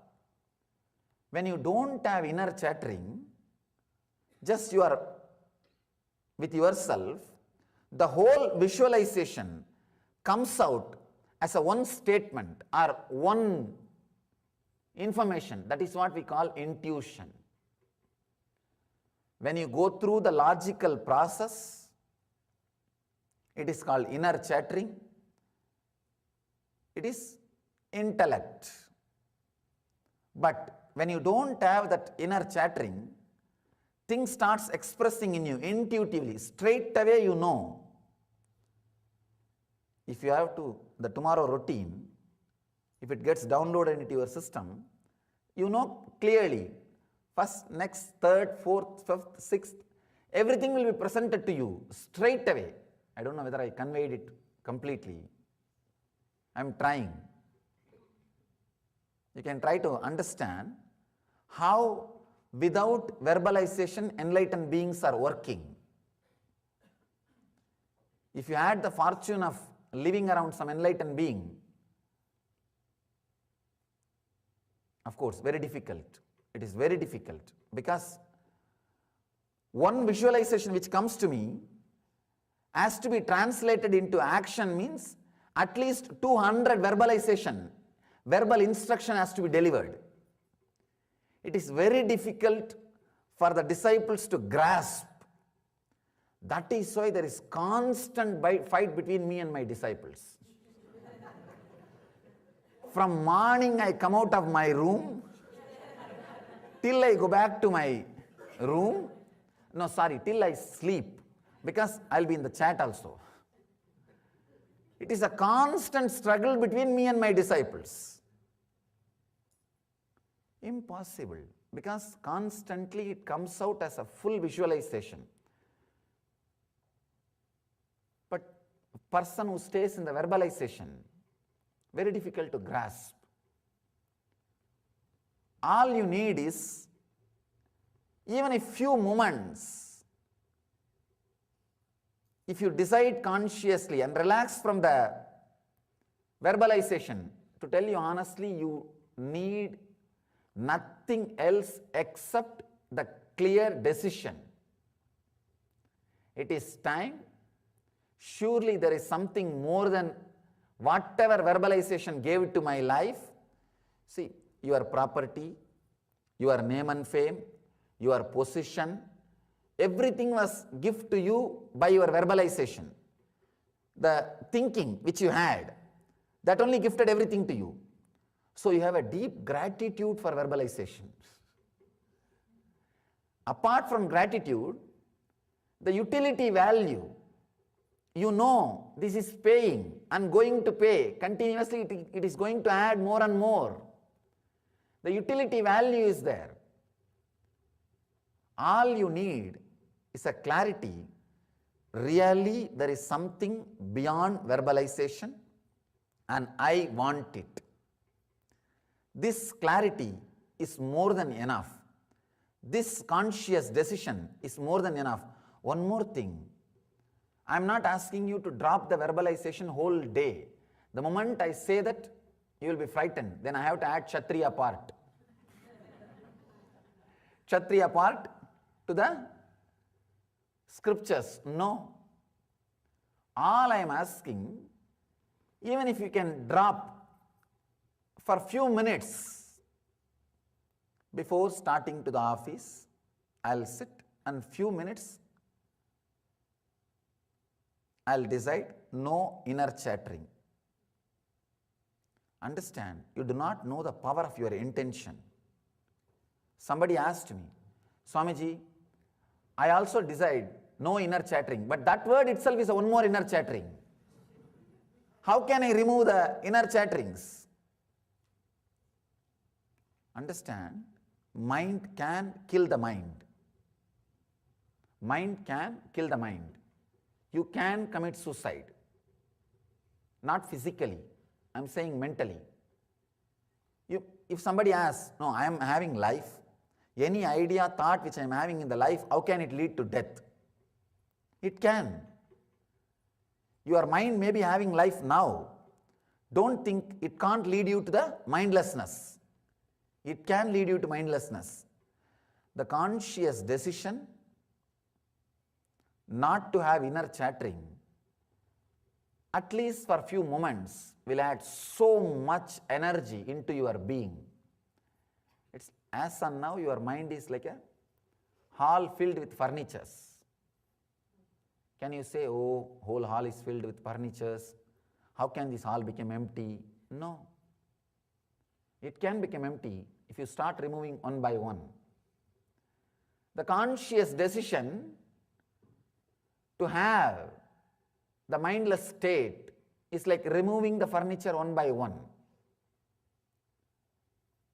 Just few moments per day, if you can decide consciously and sit, maybe for 1 month decide it as a routine.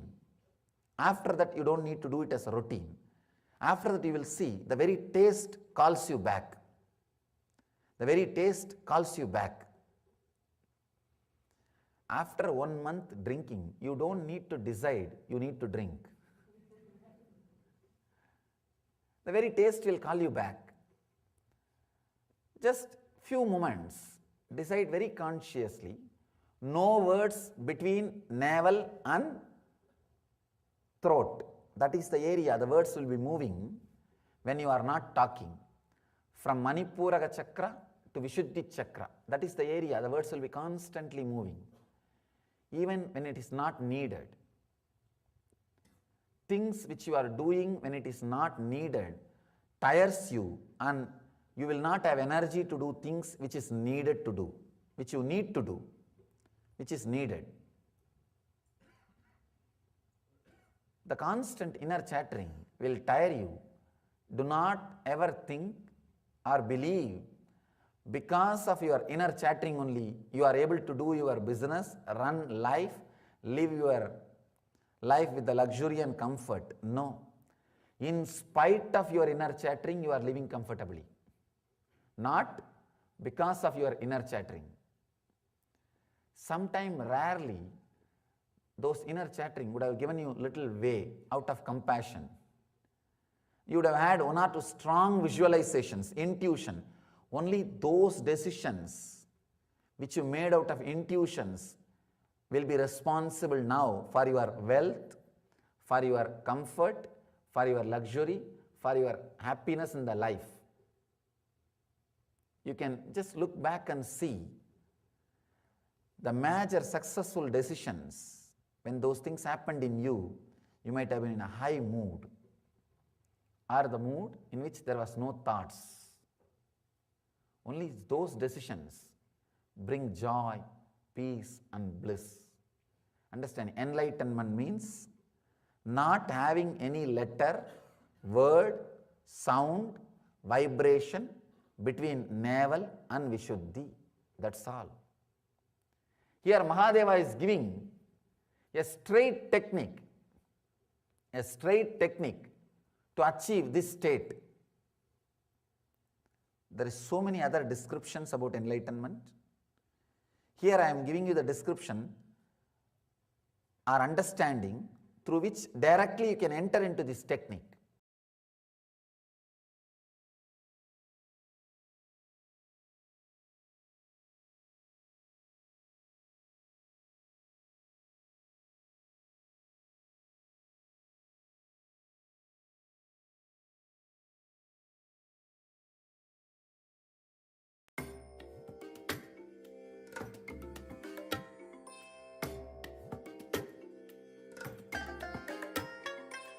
I bless you all. Let you all open all your three eyes and manifest the powers of Mahasudashiva. Om Nithyananda Paramashivoham. Om Nithyananda Paramashivoham. Om Nithyananda Paramashivoham. Om Nithyananda Paramashivoham. Om Nithyananda Paramashivoham. Om Nithyananda Paramashivoham. Om Nithyananda Paramashivoham. Om Nithyananda. Yes, it's a number of you.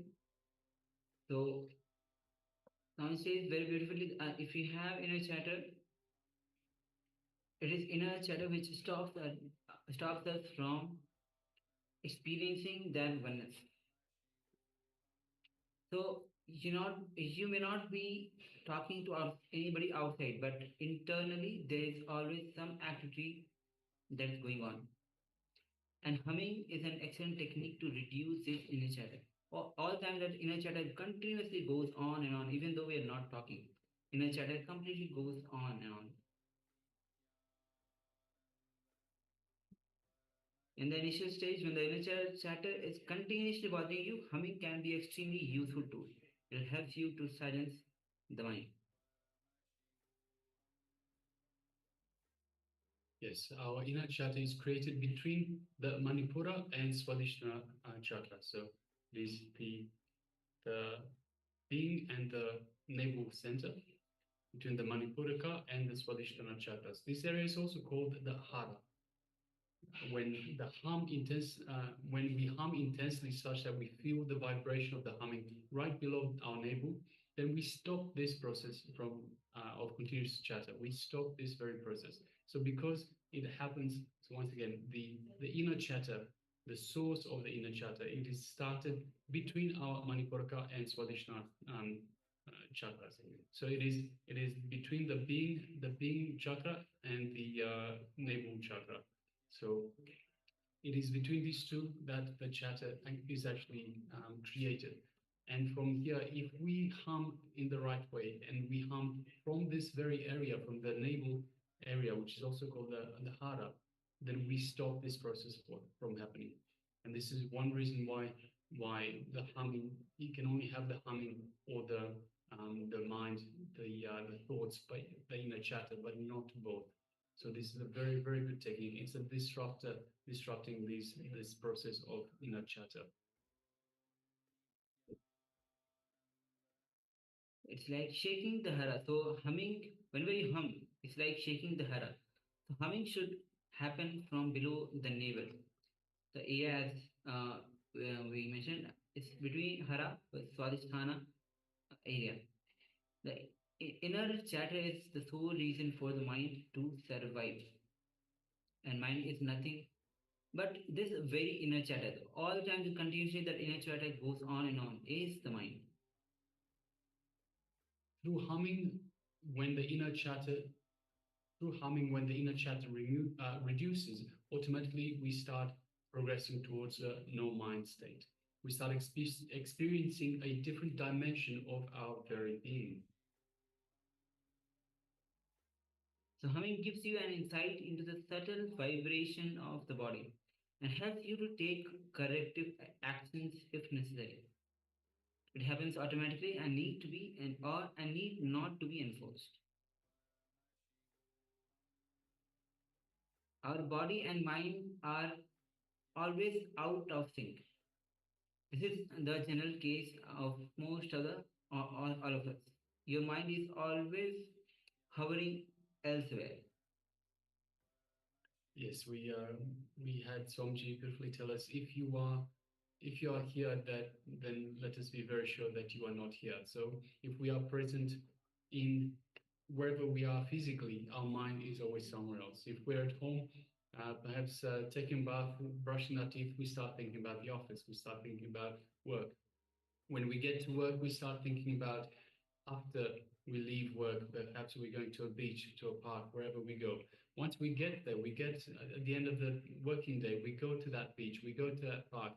Straight away, we start thinking, what's next? I'm going to go home. What will I cook when I get home? We get home, and then once again we start worrying about the next day at work. So every single time, the mind, if your body is here, your mind is somewhere else. This inner chatter continuously goes on and on. It just finds new things to start bombarding your space with. Yes. So humming lets you feel your body as energy. The moment you start humming, you start feeling light, as if you are floating. You don't feel the heaviness in the body because humming matches the vibration of the mind with the vibration of the body. Body and mind becomes harmonious. You start experiencing yourself as energy. So in this step, we'll be entering into the meditation. So in this first, keep your lips together and produce a sound from inside. It's not hum, it's from inside, like from the below the navel. This is going to be the humming. Yes, if you were to put your face inside an empty aluminum vessel and make a humming sound, the sound generated will be similar to this. So, as we mentioned, please understand it is not hum, it is not om. The lips are shut together, and you're making a sound through the. So just vibrating the lips, but not actually pushing any air through the lips. So humming should be as lengthy as possible between breaths. It should be deep as possible from the navel center and as loud as possible. There is no need to make an effort to take in the deep breath. The body itself will take the breath when necessary. And also, it's very important that you don't become tense. So just do it in a relaxed manner. Immerse your whole being and energy into creating this vibration, but don't tense yourself. Try to minimize the gap between the humming sounds. So in terms of taking the breath in, after some time, you will feel that the humming continues without any effort, and that you have become simply a listener. So you practice it, you go on humming, and after some time, it'll be so effortless. You just start becoming the observer, the witness, the listener of the humming. The body and mind starts resonating with the humming sound, humming vibration. So continue to do this in the Vajrasana posture with Chin Mudra. So this is the Chin Mudra or the Bindu Mudra. Bring the hands on your knees.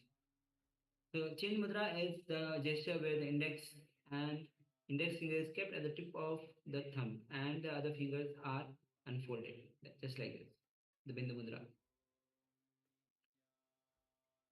Yes, the Chin Mudra helps to maintain a balance in the energy flow in the body and keeps the energy within the body by creating a circuit. So by having this mudra, it creates a circuit with the index and the thumbs, creates a circuit, and of course, because we hold it on our knees as well, the entire thing creates a circuit, keeping the energy flowing and keeping it within our body. So the energy that we create doesn't dissipate. So a lot of times when we sit, especially if we sit on the ground, a lot of the energy is dissipated into the ground itself. By closing the circuit, so by having this chin mudra and having the hands on the knees as such, we create a continuous flow.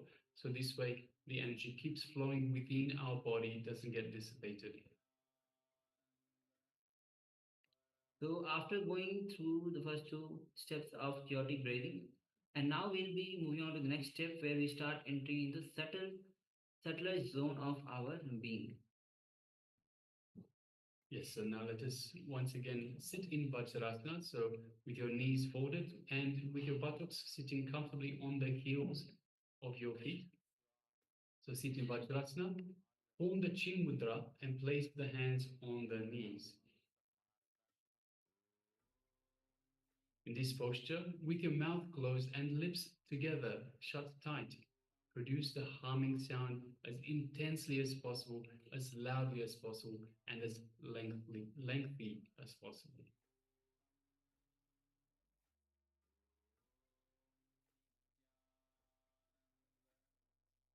Yes.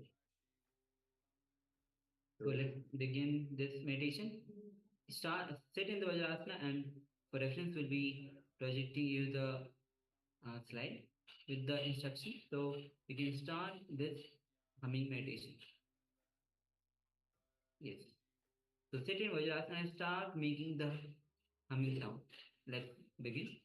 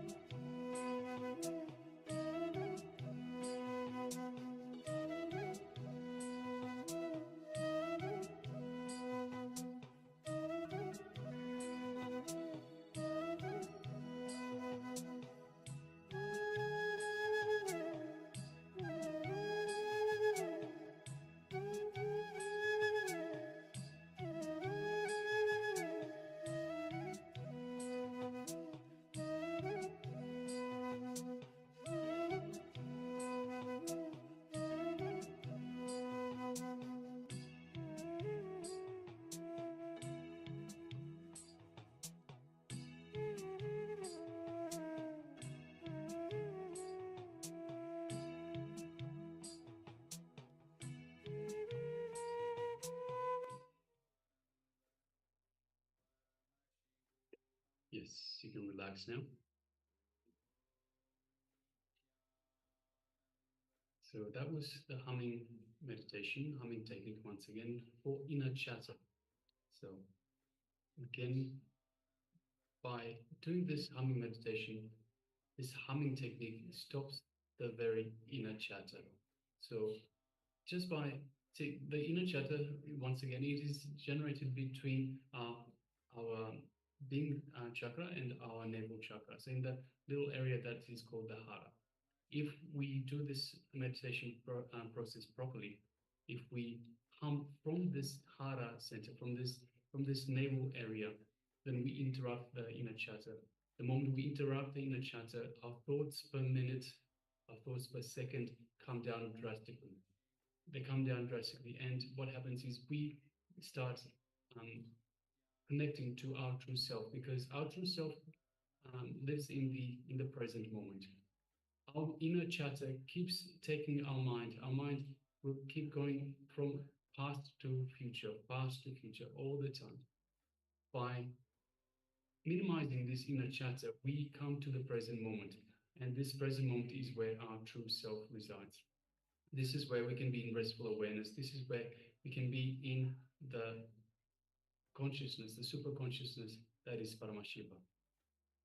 So again, it is a very, very powerful technique. Recommend to everyone that that they practice this technique every day. Do it every day for about 15 minutes. It is something that we practice every day as well. It is a very, very powerful technique. And yeah, I can't say enough about it. All right, so next, let us come back to the power manifestation. So once again, the next segment is the power manifestation, and today it is the power of thought current scanning. Yes. So again, we'll be looking at the image. The acharyas will be looking at the image. Scan our thought current and ask Swami to reveal every single detail about it. And the moment you get some detail, ask for more detail from Swamiji. The moment you go deeper, you'll be able to get much more depth of the revelation. So as you sit with your head neck spine and straight line, you can close your eyes. Visualize Swamiji's energy flowing through your entire body,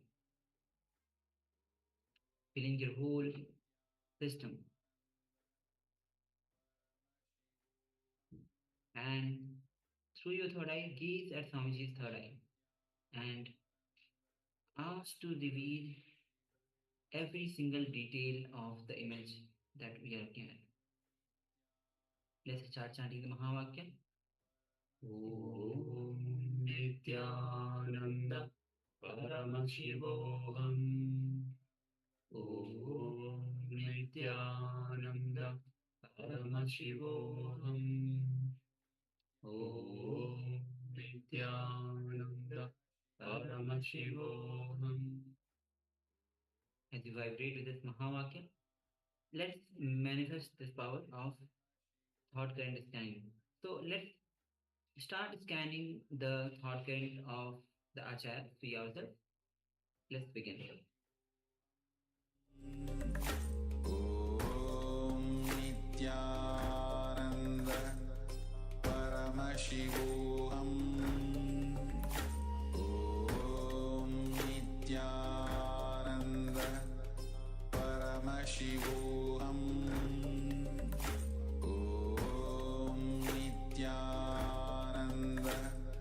Paramashivoham. Om Nithyananda Paramashivoham. Om Nithyananda Paramashivoham. Om Nithyananda Paramashivoham. Om Nithyananda Paramashivoham. Om Nithyananda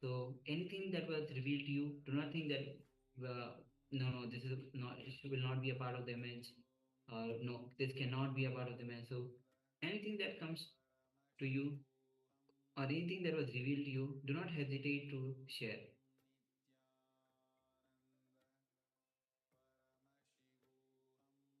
Yes, one of the biggest blockers to this power manifestation is self-doubt and judgment. So if we have self-doubt in our abilities, self-doubt in our connection to Swamiji, our connection to Paramashiva, our space of oneness, any self-doubt will stop us from manifesting, will minimize our potential for our manifestation. Same with judgment. So we judge what we see.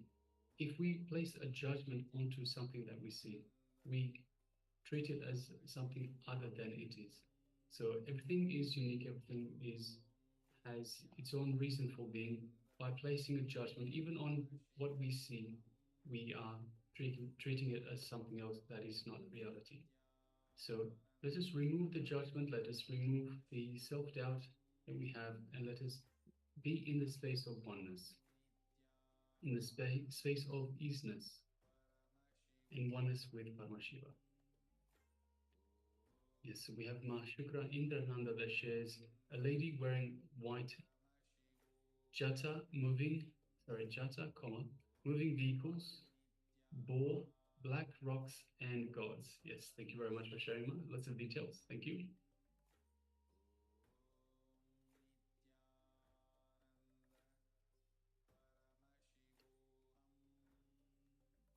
So requesting all other participants, if you've taken part in this power manifestation, please take a moment and share. Yes, plus Aya, let's share as well.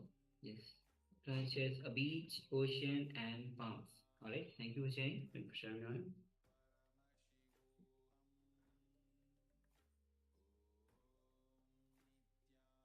So we'll just give a few more moments, a few more seconds, to give everyone a chance to share before we review what we were staring at, what we were looking at for the duration of this power manifestation.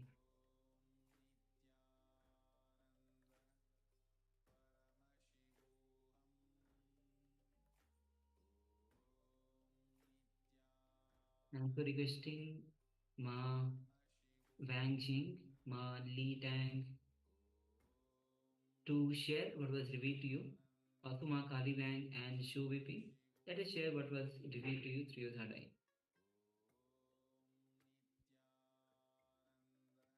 Alright, if you are still sharing, go ahead and share. We'll be projecting the image.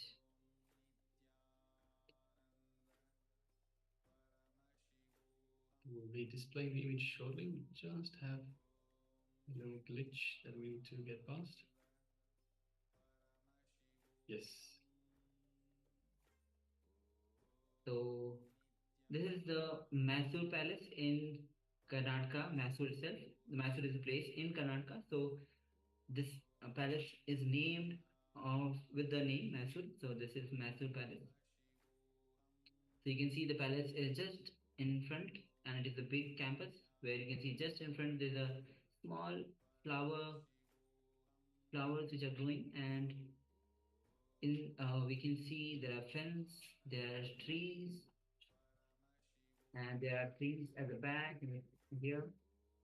So yes, and the palace itself has so much of structure, detail, and Yes, yeah, you talk about 12 towers, and we have looked at is some sort of a mixed architecture of Indian, European, and Islamic tradition, Islamic architecture.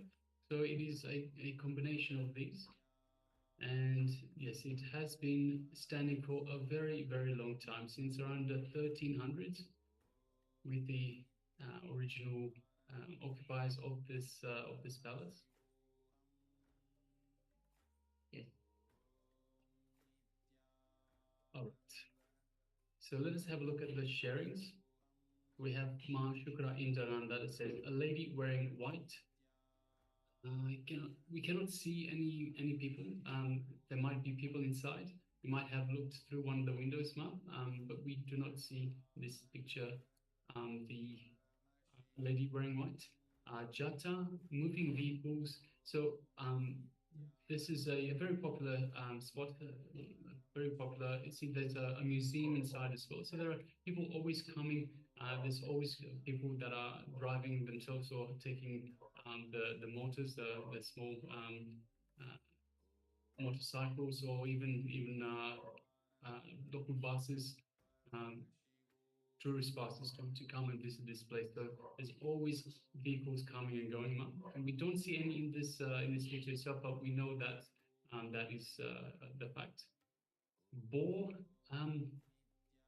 we don't see any boars. We don't see any animals either. Black rocks. So we have the color black here and there because of the shade. So the sun is pretty much up top, and the shade where the palace is overhanging the terraces, that shows us black itself. And we have gods. So we don't have any gods, although there would be some gods inside itself. And Mahashivendra also shares, I have a lot of visualization of gold crowns and thrones. Yes, so it is a palace, so definitely the kings have ruled, Vijaya Empire has ruled, and after that also it was ruled till 1970 or 1947, till all the palaces were given into the government hands. So yes, definitely it has the golden thrones, gold, a lot of golds and thrones. Yes. Yes, and congratulations, Ma. Congratulations for manifesting. So for over 600 years, this palace has been ruled by local kings of the Mysore region and Mysore Empire. All right, so we also have Klaus Aya that says a beach, ocean, and palms.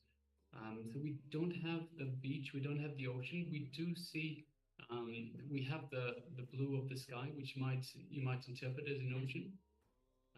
Palms, we have lots of trees around. We might even have palm trees. We don't see any palm trees right in this image. So this image is taken from a point where just mostly the palace itself is visible, but there are lots of trees around, especially on the back side of the palace itself, and a beach. So we see the ground, the earth.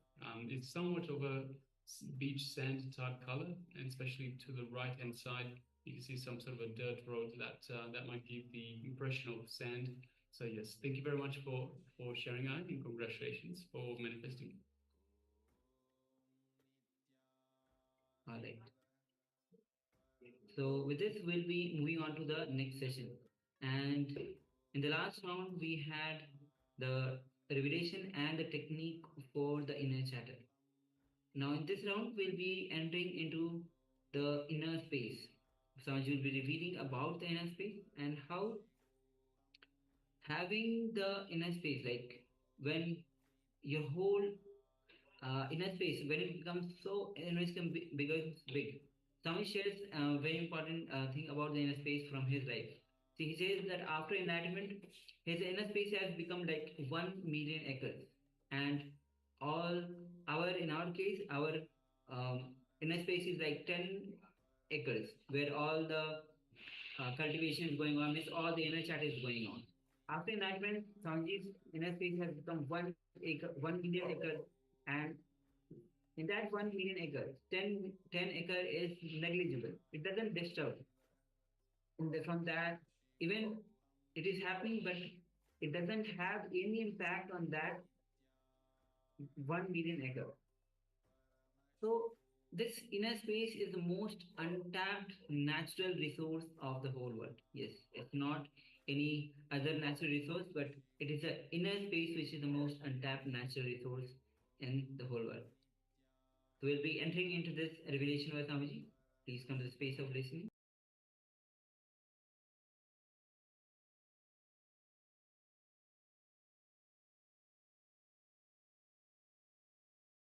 Your inner space. the whole world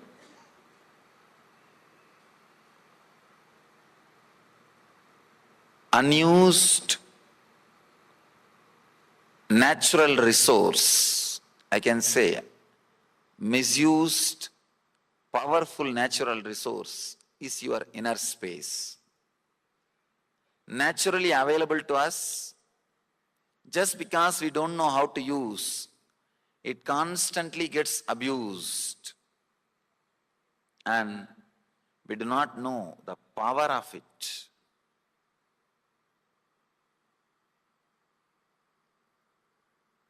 Just a simple one understanding. Again and again, from time immemorial, the enlightened masters are landing on the planet Earth and saying that life is joy and ecstasy and bliss. Again and again. Another one problem is, we are not able to just throw them out, saying that they may be liars, or one bolt has gone. We are not able to push them aside just because of their authenticity, just because of their very presence. Truth adds value to your presence. When Vivekananda addressed the Parliament of Religions, he started, "Dear brothers and sisters of America." The reminiscences, people who witnessed the scene, they say that it took at least 10 minutes for the crowd to settle down. It was such a strong experience, not just clapping, the very feeling. Somebody asked Vivekananda, how this happened? Because every day you see in the street so many people calling you sister, brother, all those things. The problem is, when they call sister or brother, you don't know what for they are calling. There is a beautiful word in Sanskrit, ojas. If the person who is speaking, if he is speaking from authentic experience, the person who is listening has to listen authentically. Listener cannot escape, because the depth or the words will have its own quality. Not only that, anything comes out of the pure inner space has to penetrate your inner space, has to enter into your inner space.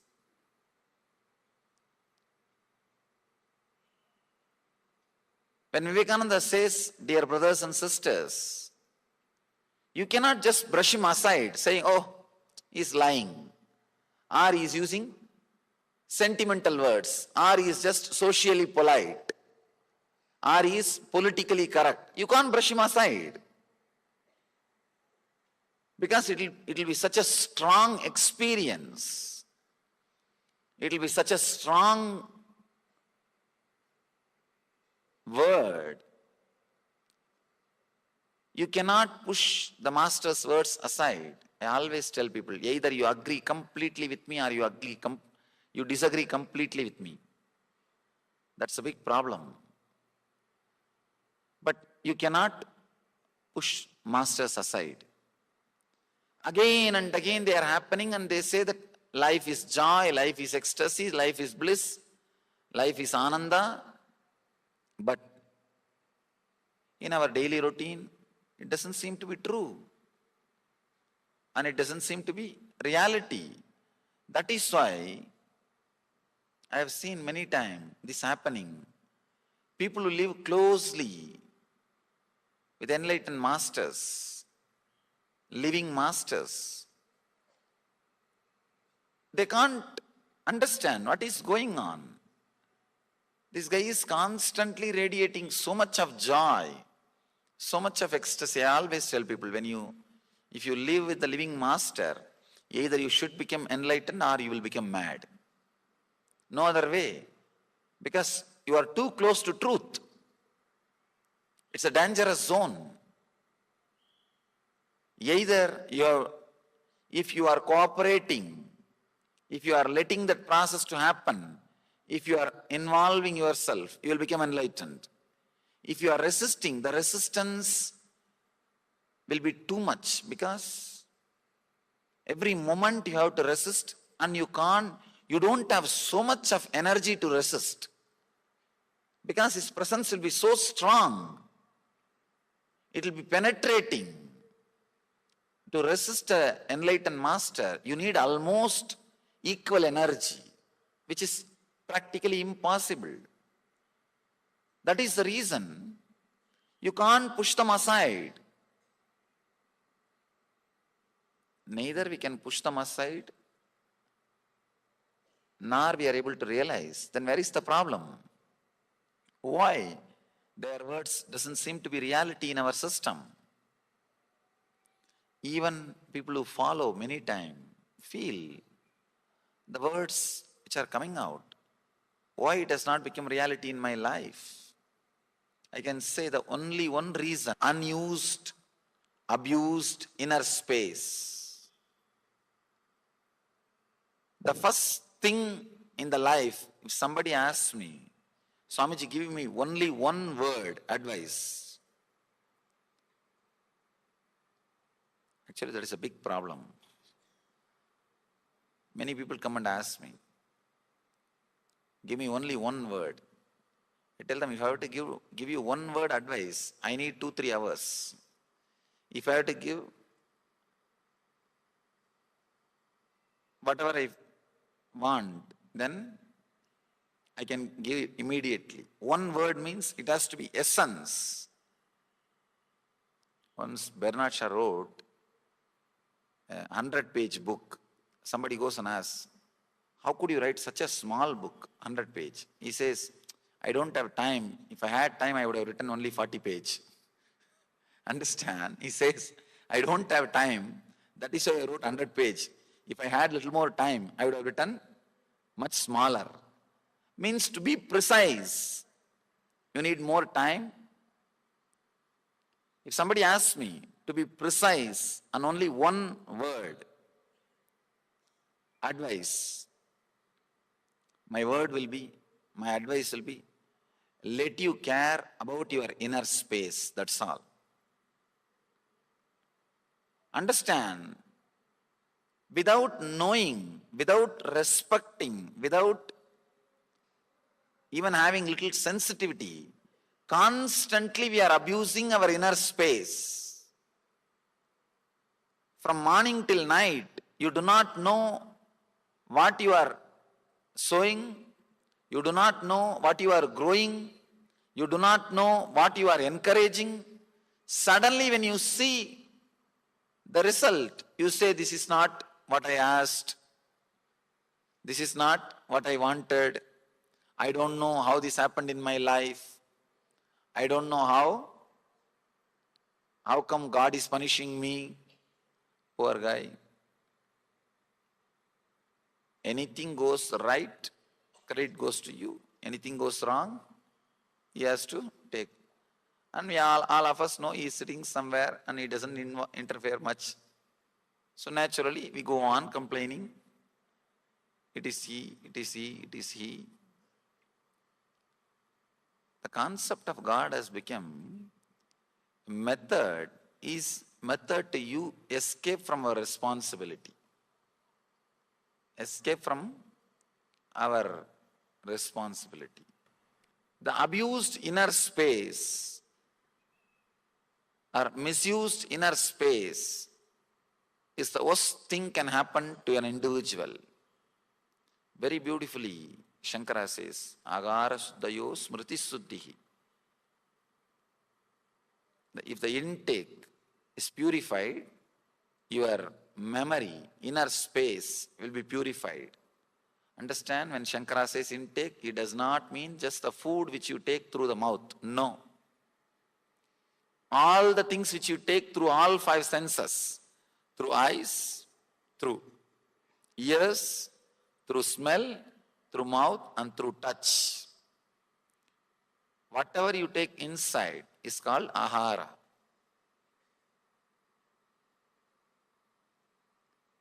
Our inner space is constantly abused by wrong diet, wrong food, poison. So much of violence we are swallowing, visually or through movies or through media, whatever may be reason. So much of violence you are swallowing. I don't say you should not read newspaper. To know the news, to keep in touch with the world, newspaper is perfectly all right. But we go on spending time and energy enjoying and cherishing the violent visualizations.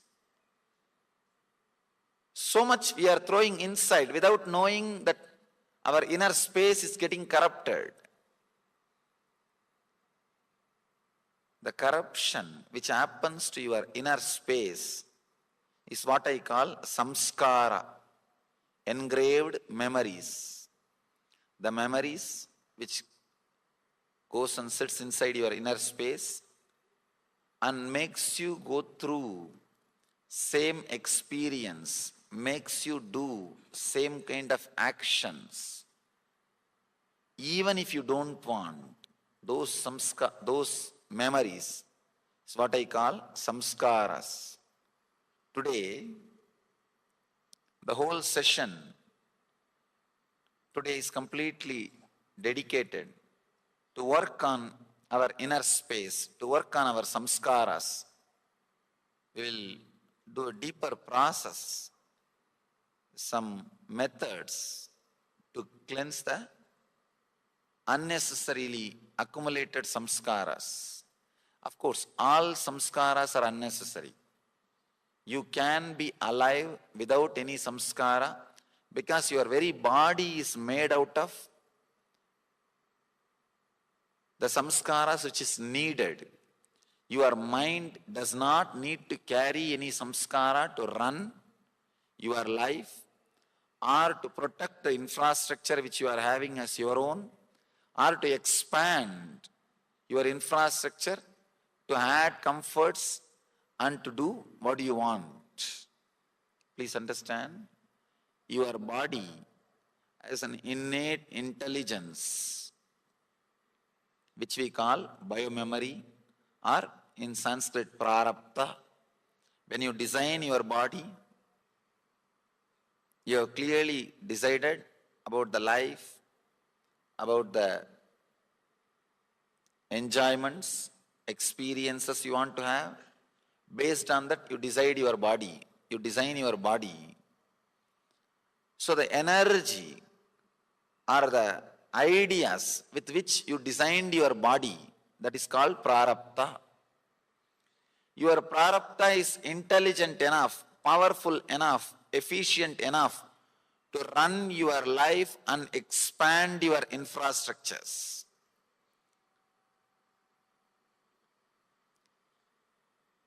Any samskara which is operating in your conscious or unconscious layer is nothing but a hindrance for the fulfillment of your life. Any samskara, please understand, any samskara.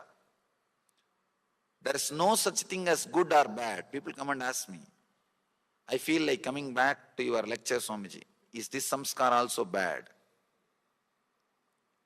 You tell them, please be very clear. Do not try to hide. Mind sometimes hides from this corner to that corner. If you chase the mind from this corner, it goes and hides in that corner. I tell them, be very clear. Anything, even coming back or listening to the discourse, if it is based on samskara, you have not understood what I said. First time, if you listen and drop samskaras, you don't need to come second time. You don't need to do anything. Sometime you will see, without samskara, just out of a deep gratitude or ecstasy, you may come back. That is perfectly all right. But not as a habit. People who come and sit as a habit Be very clear. I can be 100% sure they will not be listening what I am talking. Because they will have one more habit. They have mastered the art of sitting with open eyes and sleeping. They may not be moving their head. Sometime I have seen, they will be, especially in the modern day, our schools and colleges teach kids how to sit with open eyes and sleep. Eyes will be wide open, sitting very straight, but you will see their mind will not be here. The mind will be somewhere else. As I was telling yesterday, daydreaming. If you are here out of habit, I don't think that is going to help. Because again, the next habit, even if the body is there, mind will be somewhere. That habit will be there. I always tell people, early morning when you get up and put the brush in the mouth, mind is already in the office. When you are sitting in the office and operating your computer, mind is already in the beach or the temple evening. When you are in the temple, your mind is already in the house. By the time you reach the house and settle down, mind is already thinking about what to do tomorrow, next day routine. One thing is sure, if you are here, your mind is not here. Because constantly it is running here, there, here, there, here, there. Filled samskaras, inner space filled with samskaras is hell. Inner space without samskaras is heaven. So do not try to classify good or bad. Samskara by itself, by its very nature, is negative. By its very nature is depressive.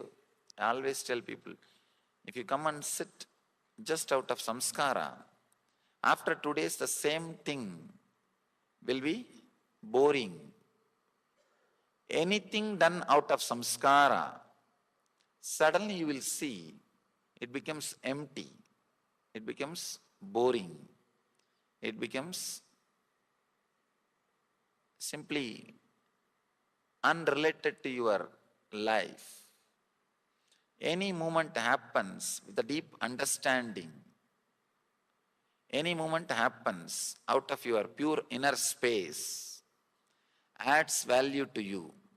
From the young age, we collect so many different samskaras through so many ways, accumulate, add, and reproduce. Samskaras do reproduce even without any further action. Just by thinking, you can strengthen samskaras. There are some samskaras which can be strengthened only by action. There are some which will be strengthened by information. There are some neither needs action nor needs information. Just remembrance is enough. They will get strengthened. We collect various level samskaras, engraved memories, and store in our system and expand, multiply, create more and more hindrance. Now, I'll take few minutes to analyze whatever I expressed. Please understand. Now, whatever I expressed is more like atato brahma jignasat. Let us inquire into the reality. So I proposed whatever I want to propose. Now you can analyze it through your questions. It's like a churning. The master's experience and the disciple's logic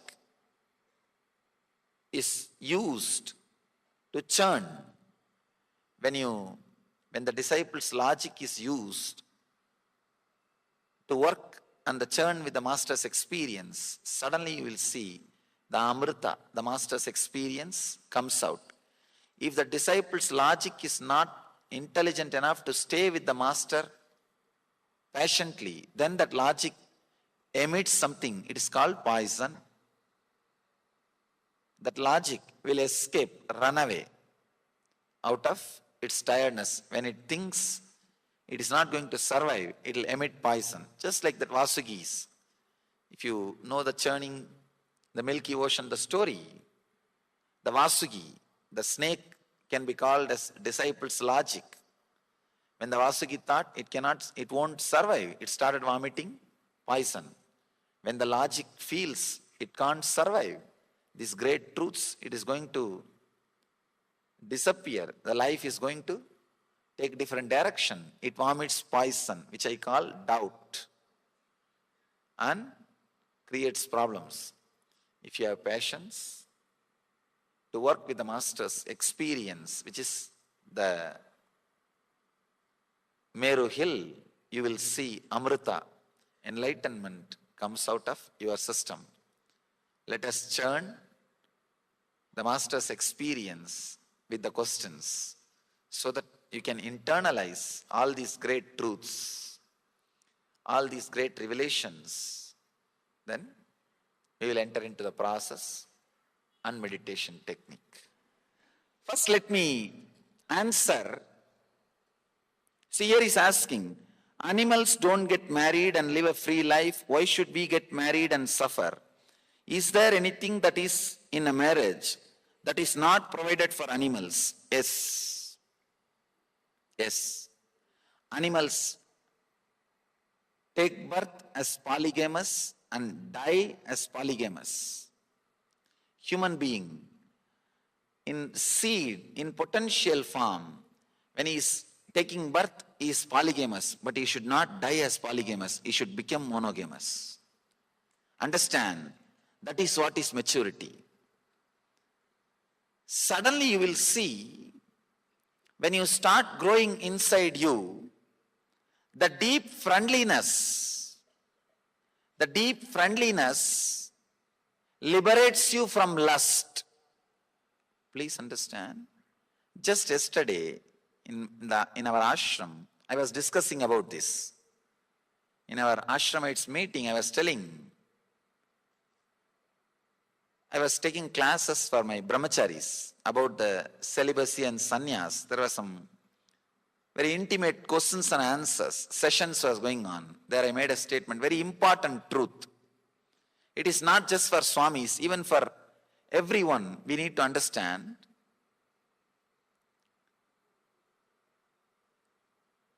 A deep friendliness will completely replace the need for lust. It's a very important sutra. Usually in marriage, a deep hatred replaces the lust. A small story. 30-year-old guy goes to the doctor. After thorough checkup, medical checkup, doctor says, your health is not for married life. You have to completely drop physical relationship. You have to be celibate, alone. This guy says, no, I'm just 30. I cannot suddenly quit. I cannot suddenly stop. Give me some other alternative. He says, all right, then marry. Slowly it will automatically taper down. Understand, a deep hatred starts replacing the need for lust. But the truth is, a deep friendliness can replace the need for physical relationship. If the deep friendliness replaces the need for physical relationship, that is what we call vanaprastha. In the Vedic tradition, a ripened married life. When the married life gets ripened, it's called vanaprastha. In the Vedic marriage, there is a beautiful asirvachana, means the blessing statement. During the marriage, the blessing is given to the woman, let you become to the man, the blessing is given, let you become the 11th son of your wife. For her, the blessing is given, let you become the 11th daughter of your husband. Means, after 10 years of living together, the deep friendliness, if it grows, suddenly you will see the need for the physical relationship comes down, tapers down. So I really feel the marriage system as something to contribute. At least our masters had something in their heart when they created this system of family. So surely marriage system has something to add to you than the animal life. I can say deep friendliness. I can say it's like the physical relationship is more like confirming whether the other person is still in need of me, or still the other person wants me, or still the other person loves me or not. If that guarantee, the confirmation, the other person is in love with you, the other person really needs you, the other person will miss you, the other person loves you. If that confirmation, that security settles down in both hearts, suddenly you will see the need for physical relationship comes down. I can say that is what is the gift of that is what is the fruit which you are supposed to have from the proper marriage system.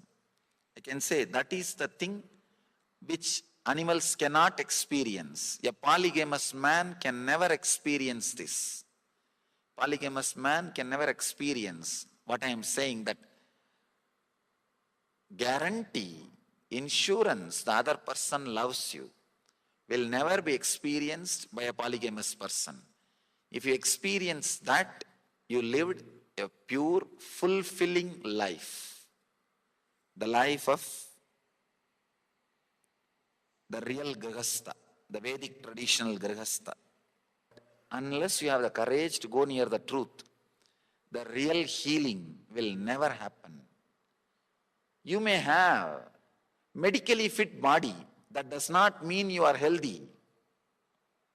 Of course, whoever I have seen, I can say 99%, the people who do not have the self-healing clarity, thoughts in the system will never be able to maintain even the physical health. In last 5 years of my public life, around 1.2 million, 12 lakh disciples I have initiated. With that experience I am sharing with you, not just to boast or be proud about nothing, just to tell you, with this authority, with this experience, with this understanding, I tell you, person who does not have the self-healing clarity and understanding. When I say self-healing understanding, when you fall in depression, the thoughts which brings you out of the depression, the clarity which brings you out of depression. Just a year ago, I did a small research. I chose some of the people who went through meditation programs and who went through some spiritual studying, asked them to write whatever comes in their mind without editing for 20 minutes. And a person who is not exposed to spirituality, asked them also to write. When I read those papers, it was a very shocking revelation. A person who is not exposed to the spirituality, his thoughts, if he has written 100 thoughts, more than 80 are directing him towards more and more depression. Only 20 thoughts were self-healing, means bringing him out of depression. But the people who are exposed to the spirituality and study and meditation, I saw more than 60% of their thoughts are self-healing. Only 40 are towards depression. The self-healing thoughts, the self-healing clarity, the touch of the truth. Only a person who had a touch of the truth in his life can maintain health. Understand? When I say health, I mean even physical health. Otherwise, it is impossible even to maintain physical health especially in this so-called modern society, the stress and the pressure and all those things. The person who put the question yesterday, this is too much truth for me, Swamiji. I'm afraid. Understand, you are afraid of your health. You are afraid of your health. Sometime, truth will be strong. No other way. But I tell you, it can create so much of ecstasy and energy. Ecstasy in the inner space, energy to expand yourself in the outer space. Energy in the inner space, ecstasy in the inner space, energy to expand in the outer space. Yesterday, the one concept which I was explaining again and again, it is nothing but another one kind of a dream. That truth, if you can just collect it and keep it inside, that is what I call knowledge weapon, Shastra Sastra. Whenever depression attacks you, suffering attacks you, life brings different scenes in front of you, the Shastra Sastra, knowledge weapon, can be so powerful, can be used so much, you can just come out of the depression. So naturally, these great truths, sometime, even if it is too much, don't bother. Try to digest, assimilate, and keep it in the corner of your heart. Let the Shastra Shastras be stored inside you. The more and more Shastra Shastras you have, knowledge weapons you have, naturally the depression will have the fear about you. It's just like if you have a huge army, naturally the other country will be afraid of attacking you. You don't even have to attack. The moment you display your power, the other country will think twice before attacking you. Same way, the knowledge weapon, Shastra Shastras, the self-healing thoughts, the more and more you accumulate, the self-healing thoughts, Shastra Shastras, inside your system, you will see depression will have fear to come near you. Depression will have fear to even look at you. The life, or what you call as so-called life, will be afraid to come near you. Even now, the truths which I am sharing, it may be a little strong, but I tell you, if you want the truth to do the process of healing in you, it has to be digested, internalized. Many times people ask me, just by giving few hours of discourse, how could you heal, Swamiji? But it is happening. How it happened in me? Many people come and ask me. Just 2-3 days I sat with you and listened to whatever you said. Suddenly I feel my system is healed. My system is helped. My health is better. I tell them it is not simply listening. It is not ordinary words. You will see when these truths are added into you, you will completely rethink. You will redesign your whole life. What you think as desires, what you think as fear, what you think as worry, what you think as depression, all these things will suddenly have new clarity. All these things will suddenly disappear. When the load is taken out of your inner space, there is nothing else but healing. Healing is the only thing can happen to you. Here is a beautiful question. Sir, how to know master is enlightened or not among so many masters in the world?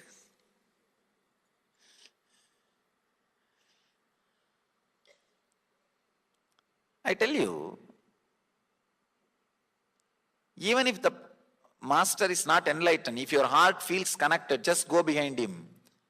Even if he is not enlightened, you will become enlightened. Understand? If your heart feels connected, just go behind him. Even if he is not enlightened, you will become enlightened. If your heart is not feeling connected, Even if he is enlightened, he can't help you. Just forget about him.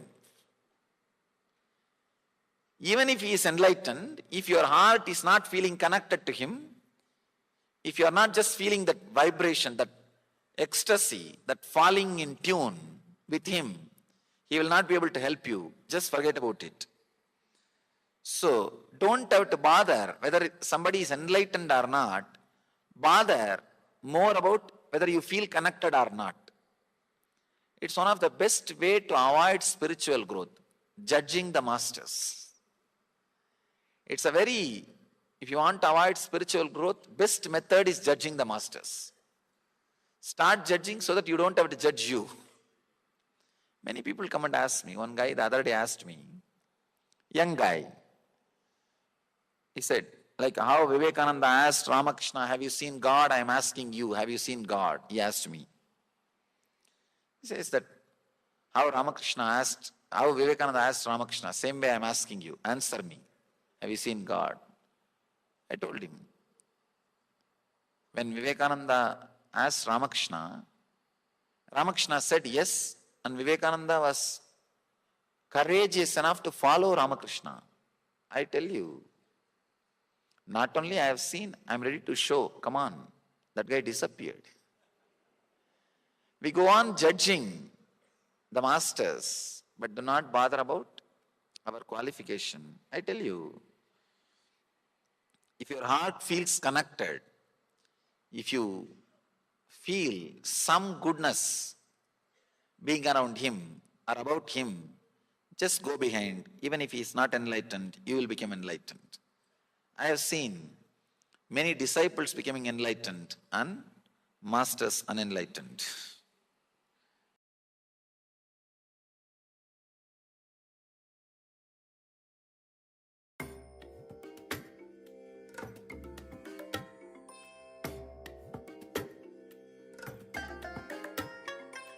I bless you all. Let you all open all your three eyes and manifest the powers of Mahasadashiva. Om Nithyananda Paramashivoham. Om Nithyananda Paramashivoham.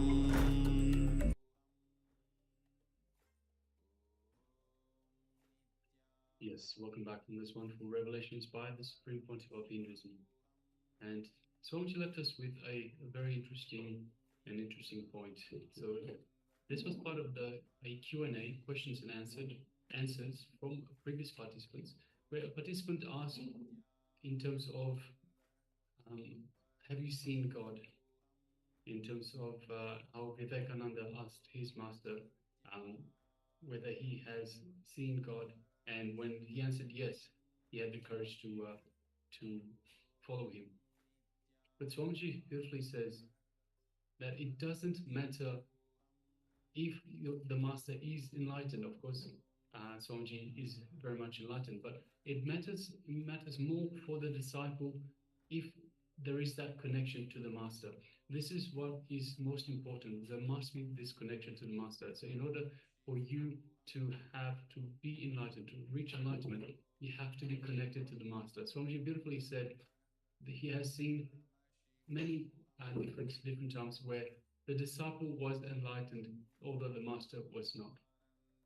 So it is that connection, it is that belief, that connection in your heart that we must have to the master in order for us to reach enlightenment. In fact, Swamiji says also in terms of this, if you just surrender, just pure surrender is all that is required. Even if you surrender to a rock, just surrendering everything totally to a rock can make you enlightened, can make you reach enlightenment. All right. So now let us move to the next segment in our program today.